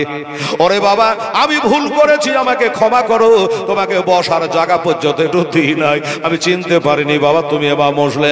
আমি নামটাই শুনেছি, আজকে চোখে দেখলাম। ইমাম মুসলিম রাদিয়াল্লাহু তাআলা আনহু বলে, মা, একটা কাজ করতে পারো? বলল, কি? বলে, মা, হ্যাঁ, একটা কাজ করো, আমি আর কোথায় যাব, আমার ভাই হোসাইনকে আসার জন্য একটা চিঠি লিখেছে। এখন কত রাস্তা চলে আসলো, কত রাস্তা চলে আসলো, আর আমার তো যাওয়া হবে না। তাই যদি তোমার বাড়িখানে রাত্রিবেলা তোমাকে থাকতে দেও তবে বড় উপকার হয়, কাল হাসরে তোমার জান্নাতের ব্যবস্থা করে দেব। মেয়েটা বলে আল্লাহ একটু আগে মাগরিবের নামাজ আদায় করলাম, যাদের দৌলতে আমরা নামাজ পাঁচ ওয়াক্ত পেয়েছি, রোজা পেয়েছি, আল্লাহ আল্লাহ যাদের অশিলায় সবকিছু আমরা পেয়েছি, আর ওই নবীর ঘরের সন্তানটাকে যদি আমি জায়গা না দিই কাল হাসরে মা ফাতেমা আমাদেরকে হয়তো সঙ্গে নেবে না। চলো বাবা, বাড়ি নিয়ে গিয়ে দুটো খাওয়া দাওয়া করালো, দুটো খাওয়া দাওয়া করিয়ে ঘরের মধ্যে জায়গা করে দিল। ঘরের মধ্যে জায়গা করে দিয়ে বিছানা করে দিয়ে দরজাটাকে টেনে দিয়ে বলল, বাবা তুমি আরাম করো, ঠিক জায়গায় তুমি চলে এসছো। আমার নাম তুয়া বিবি, তোমাকে বলেছি আমি বেঁচে থাকা পর্যন্ত তোমার গায়ে একটা ফুলের ছিটকি মারতে আমি দেব না, এটা তোমাকে ওয়াদা করলাম, তুমি আরাম করো। এই কথা বলে বাবা তিনি ঘরের মধ্যে আরাম করতে লাগলেন। বলে ঠিক আছে, কাউকে বলবো না। বলবি না? বললো না। বাস কথা হয়ে গেল। সকালবেলা 10টার দিকে বাবা ডিউটিতে যায়, 8টায় বেরিয়ে গেল বেলাল। মনের সন্দেহ হয় যে বেটা এত আগে তো কোনোদিন যায় না, তবে রাতকার কথার একটু না হয় আবার একবার স্মরণ করিয়ে দি। আবার স্মরণ করিয়ে দিল, বেটা খবরদার কাউকে বলিস না। ঠিক আছে মা, কাকে বলবো না। চলে যায়। এদিক থেকে বেলাল যাচ্ছে আর ওদিক থেকে 20-22 জন ঘোড়ায় চড়ে চলে আসছে। এক দরবারে চাকরি করে, কার ডিউটি কোথায় কবে কি পড়ে। বেলাল বলল, ভাই তোমরা এইভাবে ঘোড়ায় চড়ে একসঙ্গে তালোয়ার নিয়ে কোথায় যাবা যুদ্ধ করতে? বলে না।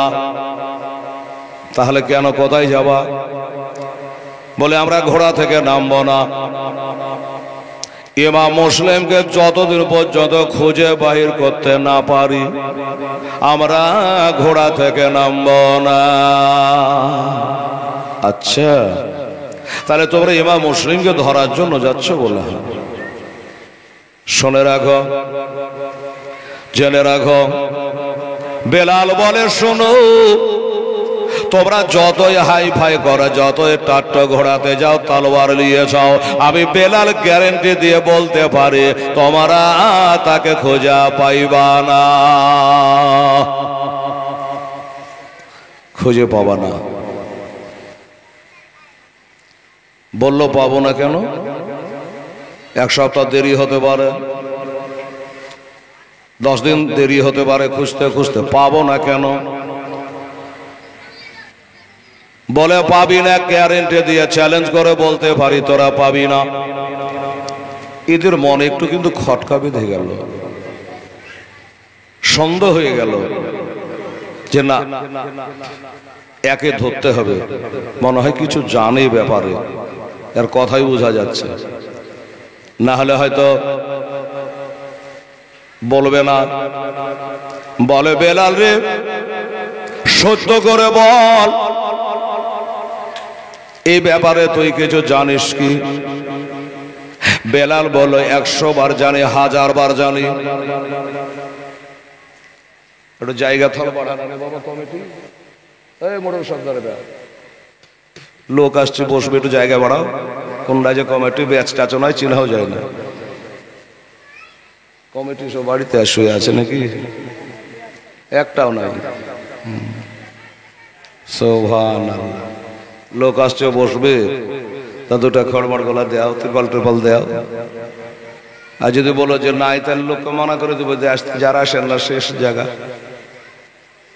সুবহানাল্লাহ। এই মুসলমানেরা, এই তো ওই পিছনে যাবো, যাও পিছনে যাও, পিছনে যাও। এবার বলল কি, বল, তোকে বলা লাগবে, তোকে ছাড়বো না। বাবারে, বেলাল কিন্তু একটা চিন্তায় চিন্তিত আছে, বাবা যদি বলে দিই আমার মা দুধের দেনা মাপ দেবে না, তাহলে হাসরের দিন কি অবস্থা হবে, এদিকে ডর।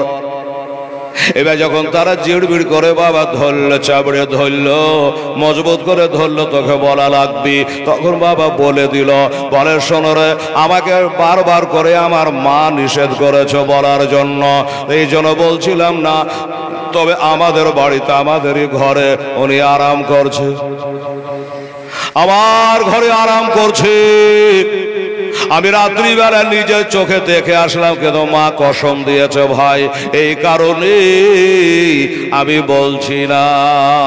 বলে যা তোর ডিউটি করগা, তোর কোনো চিন্তা নেই, তোর মাকে জানতে দেব না, আমরা বলবো না যে তোর বেটা পাঠিয়েছে। বেলাল চলে গেল, আর এরা ঘোড়ায় চড়ে বাবা তোয়া বিবির বাড়ির গেটে হাজির। ঘোড়া যে খটখাট খটখাট খটখাট করে আসছে, এই ঘোড়ার শব্দ কিন্তু আমার ইমাম মুসলিমের কানে যাচ্ছে। এত ঘোড়ার আওয়াজ কেন? আমার মনে হয় এই ঘোড়ায় চড়ে আমাকে ধরার জন্য আসছে। ওরে গাদ্দারেরা রে, ওরে কুভার গাদ্দারেরা শোন, আমাকে যদি ধরতে আসিস আমিও ছাড়ব না। বালিশের তলে ছিল 3.5 কেজি ওজনের একটা তালোয়ার, সূর্যের মতো ঝকঝক করে ওই তালোয়ার খানা বালিশের তলে ছিল। ওইটাকে বাবা বালিশের নিচে থেকে উঠিয়ে বালিশের ওপরে একদম রেডি করে রাখলে যদি আক্রমণ করে কাজ চালু করে দেব। নবী ঘরের সন্তান তালোয়ার রেডি করে দিয়া বসে আছে, দেখি দরজা বন্ধ আছে, ভেতর থেকে খাট খাট করলো, দরজায় বাড়ি দিল। এই বেলালের মা, এই তোয়া বিবি। এর সময়তে আবার কে এলো? তোয়া বিবি ধড়পড় করে তাড়াতাড়ি করে আসলো, কি খবর? বলে তোমার নাম তোয়া বিবি? বললে হ্যাঁ। কেন, কি হয়েছে? বলে শুনলাম জানলাম তোমার ঘরে একটা আসামি রয়েছে, তোমার ঘরে ইমাম মুসলিম রাদিয়াল্লাহু তাআলা আনহু রয়েছে, আমার হোসাইনের নিজের চাচার বেটা, চাচাতো ভাই, তোমার ঘরে আরাম করছে, এরকম খবর আছে আমাদের কাছে। এটা কথা সত্য না মিথ্যা বলো? মেয়েটা চিন্তায় পড়ে গেল, আল্লাহ আমার নবী বলেছে যে সমস্ত পাপের জড় হলো মিথ্যা কথা বলা, সমস্ত পাপের আসল হলো মিথ্যা কথা বলা। এই মুসলমান, মেয়েটা চিন্তা করে, আল্লাহ আমার ঘরে তো আছে, এবার যদি আমি বলি মিথ্যা বলবো না সত্য বলবো, তাহলে হুজুরকে ধরিয়ে দেওয়া হবে, আর বলবে হ্যাঁ রে তুই বেটি ছেলে এত বিশ্বাসঘাতকিনী রে, আমাকে ভসলা ফসলা ঘরে জায়গা দিলে, খাওয়ালি পিয়ালি সবই করলি, ওরাকে দিয়ে আমাকে ধরিয়ে দিলি।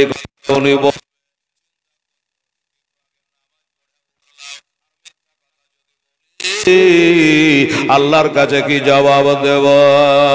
মেয়েটা চিন্তা করে, আল্লাহ যদি একটা মিথ্যা কথা আমার জন্য নয়, আমার বেটা বেটির জন্য নয়, এই মিথ্যা কথা একটা বলবো, আল্লাহ গো তোমার নবীর ঘরের সন্তানের জন্য। তুমি না বলেছো কোরআন পাকে, কুল্লা শালুকুম আলাইহি আজরান ইল্লাল মাওয়াদাতা ফিল কুরবা। আল্লাহ তুমি যে ভালোবাসার কথা বলেছো, তারাকে ভালোবাসতে গেলে এদিক ওদিক একটু করা লাগবে। যাই হোক, মেয়েটা একদম চূড়ান্ত সিদ্ধান্ত করলো, যদি আমাকে জাহান্নামে যেতে হয় তো যাব, কিন্তু আমি হ্যাঁ বলবো না, আমি বলবো আমার বাড়িতে কেউ নাই। এটাই সিদ্ধান্ত করে নিয়েছো বাবা। এবার সিদ্ধান্ত করে নিয়া যখন বলতে যাচ্ছে না আমার বাড়িতে নাই, এ নাই কথাটা মুখ দিয়ে বার হওয়ার আগে আমার ইমাম মুসলিম তরবারটা হাতে করে নিয়ে মেয়েটার পিছে, এই তোয়া বিবি, এ তোয়া বিবি সরে যা, আর তুই বলে দে যে আছে। ঘুরে তাকাচ্ছে, ঘুরে তাকাচ্ছে, হুজুর আপনি কেন আসলেন? আমি তো না বলতাম, আমার বাড়িতে নাই এ কথা আমি বলতাম। বলে মা, খালি খালি আমার জন্য মিথ্যা কথা বলে পাপের খাতা ভর্তি করে লাভ কি? আমার কপালে যেটা আছে সেটাই হবে। তুই হায়াত মওতের মালিক না, হায়াত মওতের মালিক, ইজ্জতের মালিক হলো আল্লাহ। কাজে তুই আমাকে বাঁচাতে পারবি না মা, তোর করণীয় কাজ তুই করেছি, এই জন্য তোকে ধন্যবাদ জানাই। এবার সরে যা আর বলে দে যে আমার বাড়িতে আছে, যে বলে দে যে আছে। শুনতে তো পাই গেল, দেখতে তো পাই গেল, বলার আর কি লাগবে?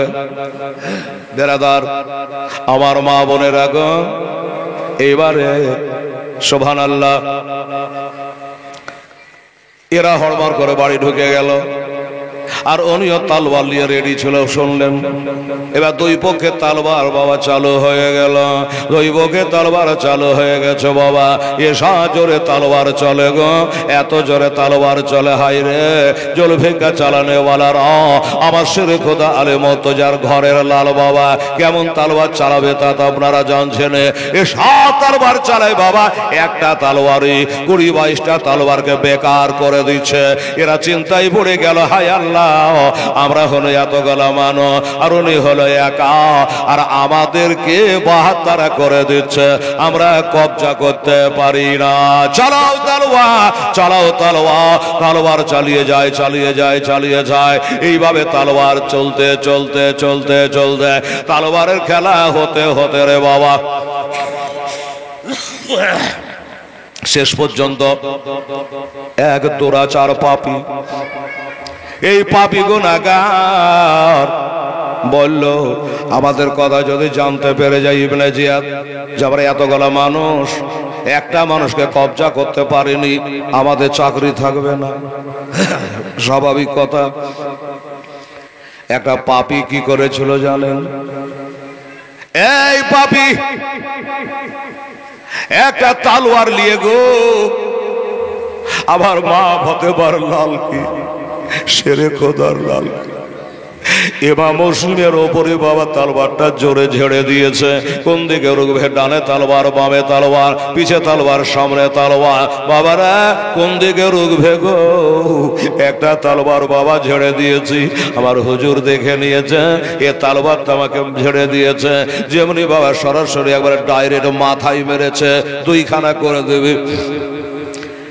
যেমনি তলোয়ার খানা মেরে দেওয়া, হুজুর একটু পিছন দিকে পিছিয়ে গেলেন, একটু পিছন দিকে পিছিয়ে গেল। আর যেমন পিছন দিকে পিছিয়ে যাওয়া বাবা গো, আর একটু পিছালে হয়তো ফাড়াটা কেটে যায়।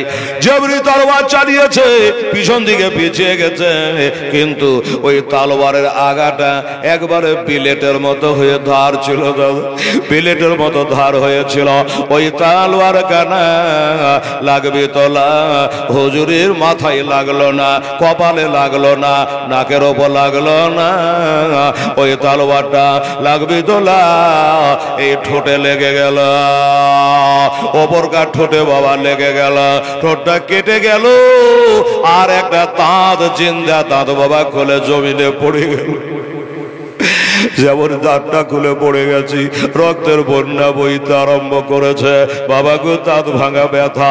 আবার নবী জানে উহুদের প্রান্তরে নবীর দমদার শহীদ হয়েছিল। দাঁত ভাঙা কত ব্যথা, আর সেই ঘরের সন্তানের দান্দার বাবা শহীদ হয়ে গেছে, ঠোঁটটা কেটে গেছে, রক্তের বন্যা বইতে আরম্ভ করেছে। আমার ভাইয়েরা, মা বোনেরা, একটু জানে তিনি বাবা কাতর হয়ে গেলে, ব্যথায় ব্যথিত হয়ে গেলে, আর জমিনে আর নিচে নয়, উনি বাবা ঘরের ছাদের ওপর চড়ে নিয়েছে, ঘরের ছাদের ওপর উঠে গেছে। উঠাই ছাদের উপর উঠে আয়, একটা একটা করে আসবি। আর এই ব্যথায় ব্যথিত থাকলে কি হবে? একটা একটা করে তোরাকে জবাই করবার, ছাদ থেকে নিচে ফেলিয়ে দিব আয়। কিন্তু কেউ সাহস পাচ্ছে না, কেউ সাহস পাচ্ছে না বাবার কাছে ভিড়া ওপরে যাওয়ার। শেষ পর্যন্ত বাবা মোহাম্মদ বিন আশাস বলে একটা লোক, আশাসের বেটা মোহাম্মদ,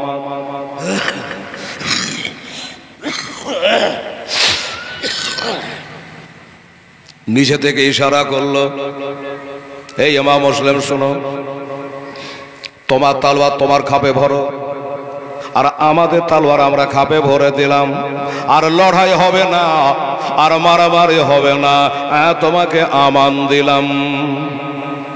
আবার দিলাম, আমার বসত লোক ছিল, তুমি একবার খালি নিচে নেমে আসো। বাবা গো, ওয়াদা খেলাপ করা মুনাফিকের আলামত। ওয়াদা করে যদি পালন না করি, এটা একটা মুনাফিকের চিনহারি। দেখ ভাই, আর তালওয়ার মারবি না তো? বলে না। তালওয়ারের রক্তটাকে টান মেরে মুছে খাপের মধ্যে তালওয়ারটা ভরে নিল, ছাদ থেকে নেমে আসলেন। এবার আর লাফিয়ে উঠে বললো, আপনাকে অ্যারেস্ট করা হলো, গ্রেফতার করা হলো। হলে তো হলো, তোয়া বিবি বসে বসে কান চালাইয়াও দেখতে হলো। আজ নবী ঘরের সন্তানের রক্ত আবার বাড়িতে পড়ে গেছে। আল্লাহ রব্বুল আলামিন, আমি বাঁচাতে পারলাম না, লুকিয়ে রাখতে পারলাম না। আমার মনে হয় এটা বেলালের কাজ হবে। খোদা গো, আমি মা যদি আবার বেলাল বলে থাকে, আল্লাহ আমি আগে দুধের দেনা মাপ দিব না। মেয়ে মানুষ, আমি একাই কি করব? আমি তো যুদ্ধ করতে পারবো না।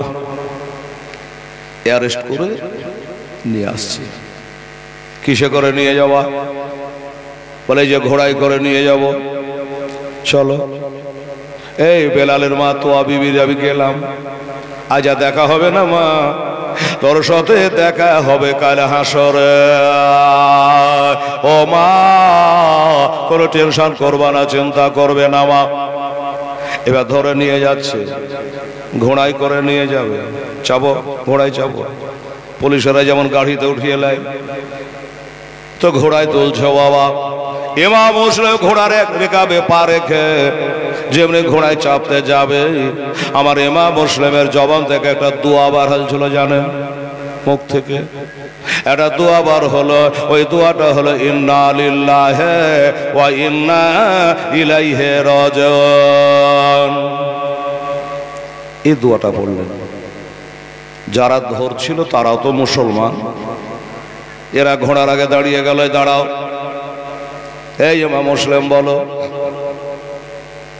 এ দোয়াটা তো মানুষ মারা গেলে পড়ে।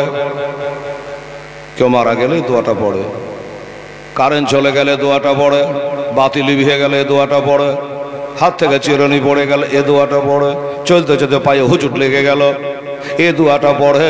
তোমার পায়ে হুচুট লাগলো না, কারেন্ট ভাগলো না, বাতি লিভালো না, চিরুনি পড়লো না, কেউ মরা খবর দিলে না, তুমি ইন্না লিল্লাহ কেন পড়লা? এটা তোমাকে বলা লাগবে।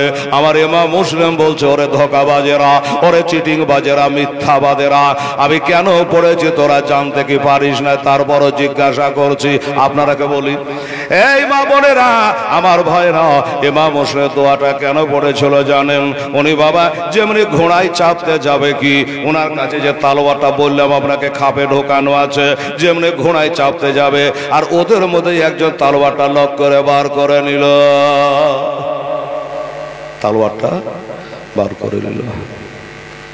এখন আবার তো লড়াই আরম্ভ হয়ে যাবে। তালোয়ার নিতে গেলে দরকার নেই, লড়াই করব না, দোয়াটা পড়ে নি।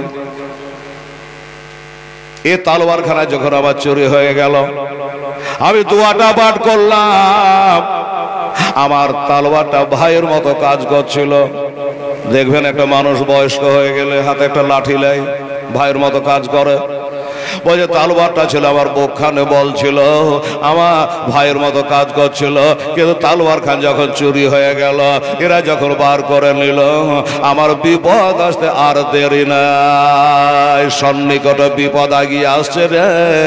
ওই জন্য আমি ইন্না লিল্লাহ দোয়াখানা পাঠ করেছি। তখন তারা বাবা চুপ হয়ে গেল, যে হাজার হলো নবীর ঘরে ছেলে, এদের সঙ্গে বাহাস করে পারবি?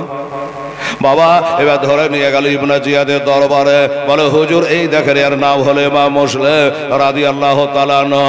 ইবনে জিয়াদ জিজ্ঞাসা করে তোর কারণে, এই তোমার নাম ইমাম মুসলিম? বলে হ্যাঁ। বলে তোমার কারণে এই দেশে দুইটা দল পয়দা হয়েছে, একটা হলো হোসাইনের দল, একটা হলো ইয়াজিদের দল। এখানে দুইটা দল ছিল না। যাজ্ঞা শোনো, যা করার করেছ, আর বেশি বকার দরকার নেই।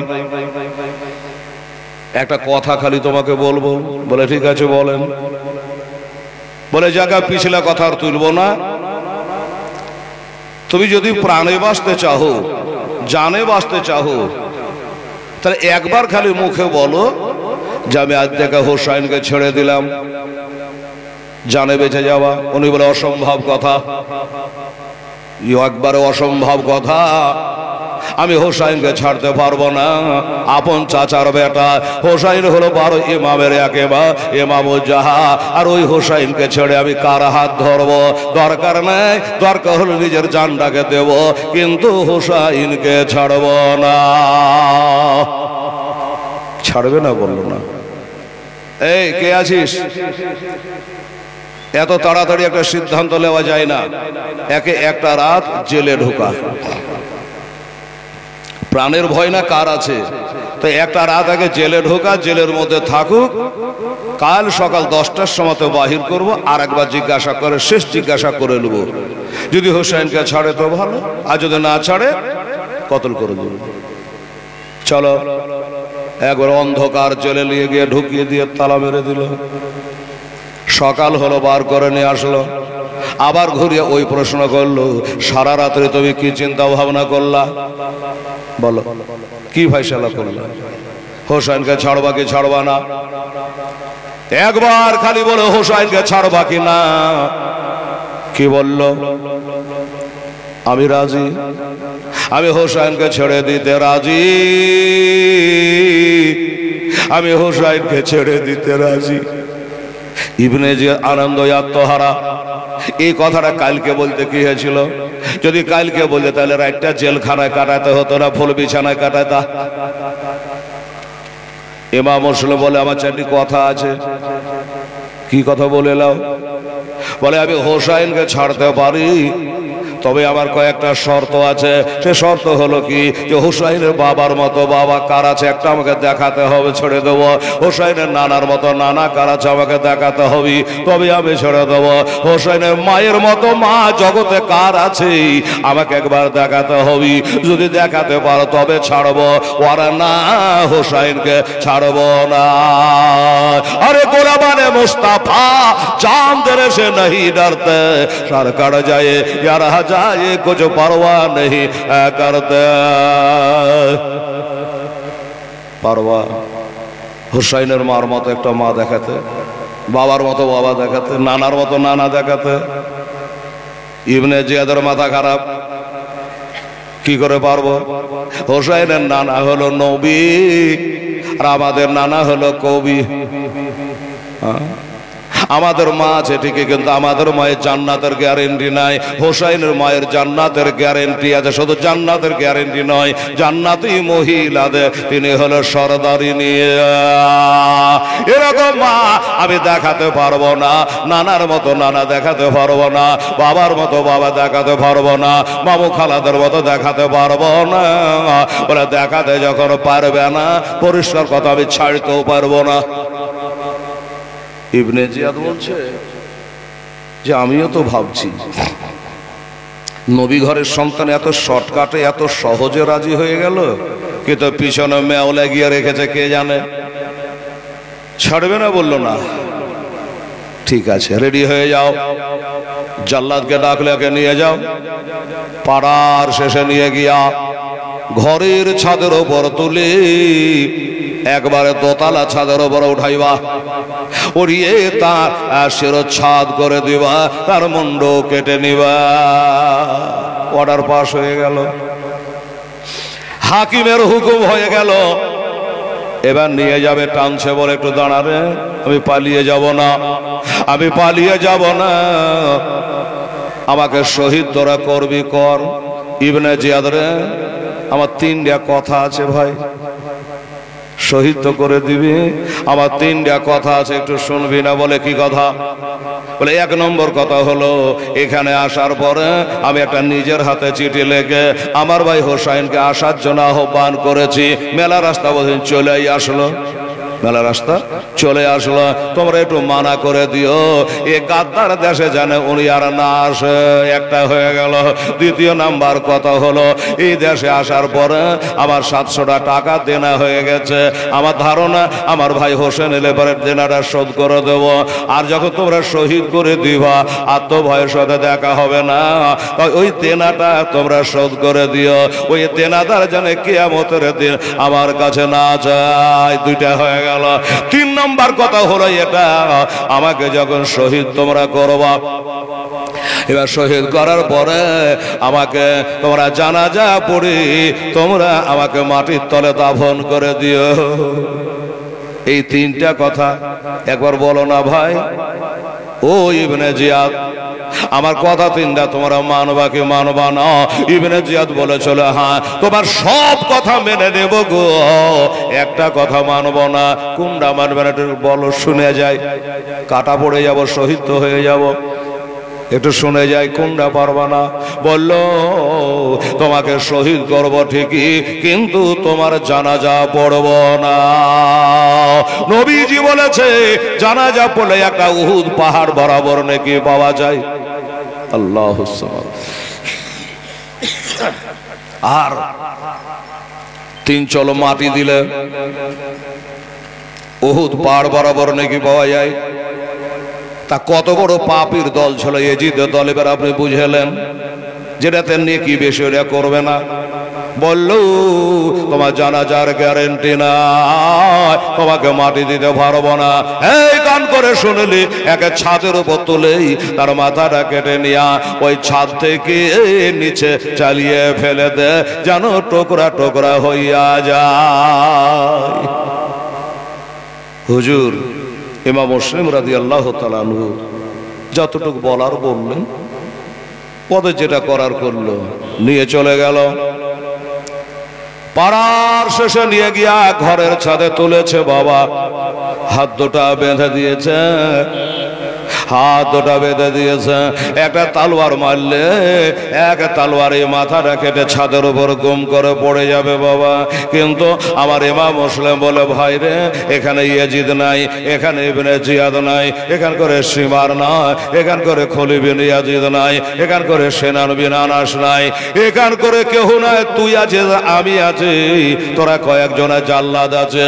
আমার মাথা কাটবি, একটা মানুষের মাথা কাটতে সময় লাগবে না।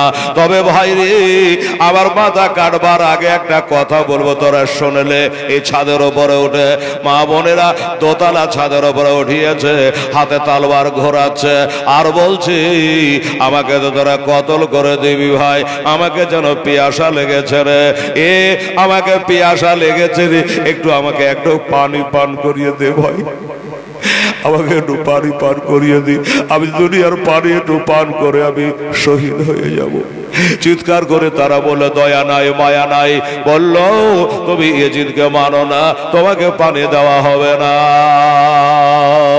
পানি দেওয়া হবে না, পিপাসিত অবস্থায় তোমাকে শহীদ করব। দেখ ভাই, আমার বলার কর্তব্য বললাম, এবার তোরা যেটা ভালো মনে করে করি। একজন বলে দেখ রে, লোকটা তো এখনই খতম হয়ে যাবে, এখানে ইয়াজিদ নাই, ইবনে জিয়াদ নাই, যাইতে চাহেনি, একটু পানি না হয় চেয়েছে, এক লোটা পানি তাকে দিয়ে দে, পানি পান করে লেগ বাবারা, আমার মা বোনেরা এবার লোটাই করে পানি এনে দিল। জেলাও তাড়াতাড়ি কেউ দেখে না, কেউ যদি দেখালে তো আমাদের চাকরি বাদ, তাড়াতাড়ি করে পানিটা পান করে নাও। আল্লাহ বলছে ওরে দুশমনের হাতের পানি তোকে পান করতে দেব না। হাতের বাঁধন খুলে দিয়েছে, পানির লোটা হাতে দিয়ে দিয়েছে। বাবা গো বিসমিল্লাহ বলে লোটাটা মুখে লাগিয়েছে। আজ যেমন মুখে লাগানো অমনি বাবা মা বোনেরা মনে পড়ে ওই তুয়া বিবির বাড়িতে যে ঠোঁটটা কেটে গিয়েছিল, একটা দাঁত খুলে গিয়েছিল, এবার লোটাটা যেমনি পানি পান করার জন্য মুখে লাগাবে অমনি এই কাটা ঠোঁটটা পানিতে ঠেকে গেল, আর পানিতে ঠেকে গিয়ে বন্ধ রক্ত জানে চালু হয়ে গেল, বন্ধ রক্ত চালু হয়ে গেল, জ্বলন শুরু হয়ে গেল। কাটা জায়গায় পানি পড়লে যেমন হয়। কেতাবে লিখছে বাবা রে, শুধু বাবা ওই জানে ঠোঁট কাটা, যে ওই কাটা দিয়ে রক্ত যেন বার হতে লাগলো, আর একটা দাঁত জানে খুলে পানির বর্তনে পড়ে গেল। ওমরে তাড়াতাড়ি করে মুখে থেকে পানির লোটাটা নিচে নামাইলো, বলছে ভাই লিয়ালে আমার চাহাই হলো রে, কিন্তু এ পানি পান করা জায়েজ হবে না। কেন জায়েজ হবে না? বলে তোরা জানিস না আমাদের ঘরে মশলা তৈয়ার হয় রে, আমরাই তো শরীয়তের মালিক রে।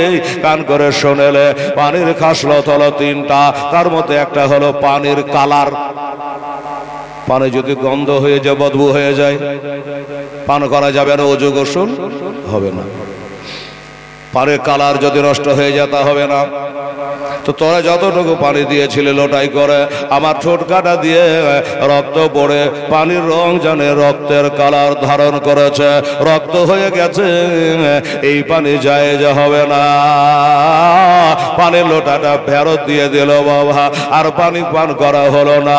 আল্লাহ বলে ওই দুশ্মনে এজিদের পক্ষের লোকের হাতের পানি তোকে পান করতে আমি দেব না, আয় আমার হাউজে কাউসারে পানি পান করবে রে।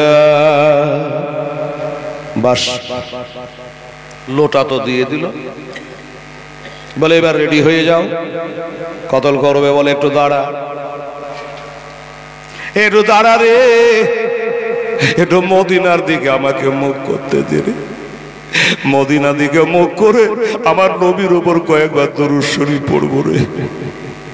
মেলা দুশ্মন আছে দরুদ পড়ে না, বোঝে একবার নবীর ওপর কয়েকবার দরুদ পড়ি রে, আর নবীর ওপর দরুদ সালাম পড়তে পারবো না। বাবা গো মদিনার দিকে মুখ করে একটু দরুদ সালাম পাঠ করে বাবা আমার মায়েরা বোনেরা রে। এবার বাবা রেডি হয়ে গেল, আর ওই তালোয়ার দিয়া এক তালোয়ারি বাবা মাথাটা গম করে ছাদে পড়ে গেল। বলেন ইন্না লিল্লাহি ওয়া ইন্না ইলাইহি রাজিউন। একদিকে দেহ পড়েছে, একদিকে মাথা পড়েছে, আর এই গলা কাটা রক্ত বাবা বৃষ্টি হলে যেমন ছাদের ড্রেন দিয়ে বাবা পানি গড়ে, ওই রকম রক্ত গলা যেন ওই ছাদের ড্রেন দিয়ে গড়ে যাচ্ছে, নিচে পড়েছে। ও মা বোনেরা ভাবারা, লাশ ধরপাড় ধরপাড় করে গো, এখনো লাশ জানে থামে নাই, খালি ওই উথাল পাতাল করছে, ছাদের উপরই গড়াগড়ি করছে। আর আমার মা ফাতেমা মদিনাতে কাঁদছে, আমার দয়ার নবী মদিনায় কাঁদছে, হারি আমার ঘরের সন্তানরা যে অবস্থা। বাবা গো আল্লাহর হুর গেলে এবার কাঁদছে রে, আল্লাহর ফেরেশতারা কাঁদছে তার গড়াগড়ি থেকে। আমার মা ফাতেমার বাগানের ভোর আলের ওই করে বাবা গড়াগড়ি করছে। ওই বদমাশেরা কি করেছিল জানে? এই দেখেন বাবা, এখনো লাশটা বাবা থামলো না, এখনো ধরপড় ধরপড় করে। ওই অবস্থাতে একটা হাত ধরে একটা পা ধরে ছাদ থেকে তুলে জমিনে চালিয়ে ফেলে দিল, চালিয়ে ফেলে দিল। লাশ জানে ছন্না ছাড়া হয়ে গেল, টুকরা টুকরা হয়ে গেল। আমার ভাইয়েরা, আমার মা বোনেরা গো, এই হলো ইমাম মুসলিম রাদিয়াল্লাহু তাআলা আনহু। জাল্লাদের এসে বলল কাজ বাদে হয়ে গেছি, কাজ সমাপ্ত হয়ে গেছে, যেইভাবে বলেছিলে সেইভাবে ইমাম মুসলিমকে কতল করে ফেলেছে। এইবারে এরা তো খুব খুশি হলো যে ইমাম মুসলিমকে আমরা কতল করেছি। বাবা গো আমার মা বোনেরা, এবার একটা কথা বলি 5 মিনিট। এবার কোন ঘটনাটা আসবে? তার দুটো ছেলে, তার ওই ছেলে দুটোর বলার আগে একটা লোক জেলে ভরা আছে। ওই যে বলেছিলাম না, ইমাম মুসলিমকে শহীদ করতে না পারলে তোর জেলের তালা খুলবে না। হযরতে হানি রাদিয়াল্লাহু তাআলা আনহু, এই হযরতে হানি জেলের মধ্যে ভরা আছে। অন্যায় বলতে ইমাম মুসলিমকে বাড়িতে একটু থাকতে জায়গা দিয়েছিল রে বাবা, এটাই দোষ। এই যা ওকে বার করে নিয়ে, বার করে তালাই চাবি দিয়েছেন, যেমন মেরেছে তালা খুলে গেল। আর যেমনি তালা খুলে দেওয়া অমনি জানে হযরত হানির মুখ থেকে বলে ইন্না লিল্লাহি ওয়া ইন্না ইলাইহি রাজিউন। এরা বলে কি আশ্চর্য লোক তুমি, কেন? আরে একটা মুসলমানকে আর একটা মুসলমান দেখা হলে সালাম করতে হয়, তবে সালাম নাই কালাম নাই। ইন্না লিল্লাহ কেন দোয়া পড়লা? বলে তোর হে কাজ তোরা আমার মাথাকে খারাপ করিস না, আমার সাথে বক বক করিস না, তোর আজ্ঞার কাহানি জানিস না। বারে আজ্ঞার কাহানি আবার কি? বলে আমাকে যখন জেলে ভরে তোরা ছিলি। বলে না। বলে তাহলে বক বক করছিস কেন? আমাকে যখন জেলে ভরাতে বলেছিল যে ইমাম মুসলিমকে শহীদ না করতে যতক্ষণ না পারবো ততক্ষণ জেলের তালা খুলবে না। আজ যখন তালা খুলে গেছে, আমার ধারণা হুজুর আর দুনিয়াতে নাই। হুজুর মনে হয় দুনিয়াতে নাই। এই কারণে আমি এই দোয়াখানা পাঠ করেছি। এবার তোরাই বল। বলল তাহলে ঠিক আছে, ইমাম মুসলিমকে গতকাল ছাদের উপরে তুলে তাকে শহীদ করে দেওয়া হয়েছে। ইন্না লিল্লাহি ওয়া ইন্না ইলাইহি রাজিউন দোয়াখানা পাঠ করেছি রে ভাই। বলো ভাই আমাদের ভুল হয়েছে, ওই সময় আমরা ছিলাম না। তোরাকে জেলে যখন ঢোকানো হয় এই কথা বলা ছিল, আমার জানা ছিল না। তাহলে তোর দোয়াটা পাঠ করা ঠিক আছে ভাই, এবার তুই চ। লিয়ে আসলো। ইবনে জিয়াদকে বলে হুজুর আপনার হুকুম মোতাবিক এই দেখেন হানিকে বার করে আনলাম, কি করব? বলে কি করবি তোরা জানিস না? বাজারে নিয়ে যা। বাজারে? হ্যাঁ বাজারে। বাজারে নিয়ে গিয়ে যেখানে দেখবি লোকজনের ভিড় ভাড় বেশি, ফাঁকাতে লাগে, যেখানে লোকজনের গ্যাঞ্জাম বেশি, ওই ভিড় ভাড়ের মধ্যে নিয়ে গিয়া একই ইমাম মুসলিমের মতো কতল করে দে। লোক গলা বলছে আপনার আইন কত রকমের আছে। কেন? কাউকে বোঝো ঘরের ছাদের ওপর তুলে, আবার কাউকে বোঝো বাজারের ভিতরে লোকজনের সামনে। ব্যাপারটা কি? বলে ব্যাপারটা যদি জানতি তো তোরাই চেয়ারে বসতি, তোরাই বাদশাহ হতি। জানিস না? একে যদি বাজারে নিয়ে গিয়া লোকজনের ভিড় ভাড়ের ভিতরে শহীদ করে দেও, গোটা বাজার জানতে পারবে আমার আইন কত কড়া। বারদেগার কেউ আর বেয়াদবি করবে না, হোসাইনের পক্ষে আর থাকবে না। আমার মা বোনেরা ভাইয়েরা এবার তাই করে তাকে টানতে টানতে বাজারে নিয়ে গেল। বাজারের মধ্যে নিয়ে গিয়ে ভিড় ভাড়ের ভিতরে বাবা এবার তাকে কতল করবে। হাত দুটো বাঁধা আছে, হাত দুটো বাঁধা আছে। বলে ভাই রে আমাকে কতল তোরা করবে, হাতের বাঁধনটা খুলে দে না। ভাই বলে না, হাতের বাঁধন খুললে তোমাকে হয়তো পারবো না, এরা বাঁধন খুলে দেবে না। ওরে চিন্তা ভাবনা করে এরা খুলে দেবে না তো কি হয়েছে? সেরে খোদা মুশকিল কুশা হায়দারে কাররার পাতে খাইবা ফাতেমার সওয়ার হাসান হোসেন আব্বা যার জন্ম হলো কাবা ঘরে, শহীদ হলো কুফার জামে মসজিদে, আর বর্তমানে তার মাজার হলো না যাবে আসরাফ। মারলোটা তানবীরি হাতের জিঞ্জিরকে একদম দড়ির মতো ছিঁড়ে ছেড়ে ফেলে দিয়েছে বাবা, দড়িকে ছিঁড়ে ফেলে দিয়েছে। হাতের বাঁধন ছেড়ে দিয়া বাজারে দোকানদার ভাইয়েরাকে বলে মুসলমান তোরা না হলে বলতাম না, এই দোকানদারেরা আমাকে একটা তালোয়ার দেনা ভাই, হাতের বাঁধন ছিঁড়ে ফেলেছে, একটা তালোয়ার দেনা ভাই, তোকে জান্নাতের সাথে করে নিয়ে যাবো রে, একটা তালোয়ার দিয়ে একে যুদ্ধ করে মরিয়ে। কেউ তালোয়ার দিল না, কেউ তালবার দিল না। কার ওই লোকটা বলছে শোনো, এই লোকটা ইজিদের পক্ষ না লিয়া হোসাইনের পক্ষ লিয়া ইমাম মুসলিমকে বাড়িতে জায়গা দিয়েছিল, এই কারণে তাকে হত্যা করা হচ্ছে। বাজারে লোক শুনে নিল, ওরে বাবারে এর পক্ষ নিতে গেলে তালবার দিতে গেলে এর পরে আমার উপরে চলবে। এই কারণে কেউ তালবার দিল না। আর একটা বলল আচ্ছা ঠিক আছে ভাই, তালবার হয়তো নাই তোমাদের কাছে, তাই দিচ্ছ না, এটা লাঠি গালা দাও না ভাই, একটু লাঠি গালা দে, ওই তালওয়ালার সাথে লাঠি দিয়ে একটু আমি যুদ্ধ করি। বললো লাঠিও দিল না। লাস্ট কথা একটা খালি আর বলেছিল তালওয়ার দিবে না, লাঠি দিবে না, একটা উটের হাড্ডি গলা তোমরা আমাকে দিতে পারো। উটের হাড্ডি হাতগুলা যদি একটা দেও ওইটাকে তালোয়ার বানায় আমি এখন যুদ্ধ করব। বাবারা, আমার মা বোনেরা, ওই গাদ্দার দেশের লোকেরা না তালোয়ার দিল, না লাঠি দিল, না ওটের হাড্ডি দিল, কিছুই যখন দিল না, হাজার লোকের ভিড়ে বাবা তাকে বাবা কতল করে দেওয়া হলো। ইন্না লিল্লাহি ওয়া ইন্না ইলাইহি রাজিউন। আল্লাহ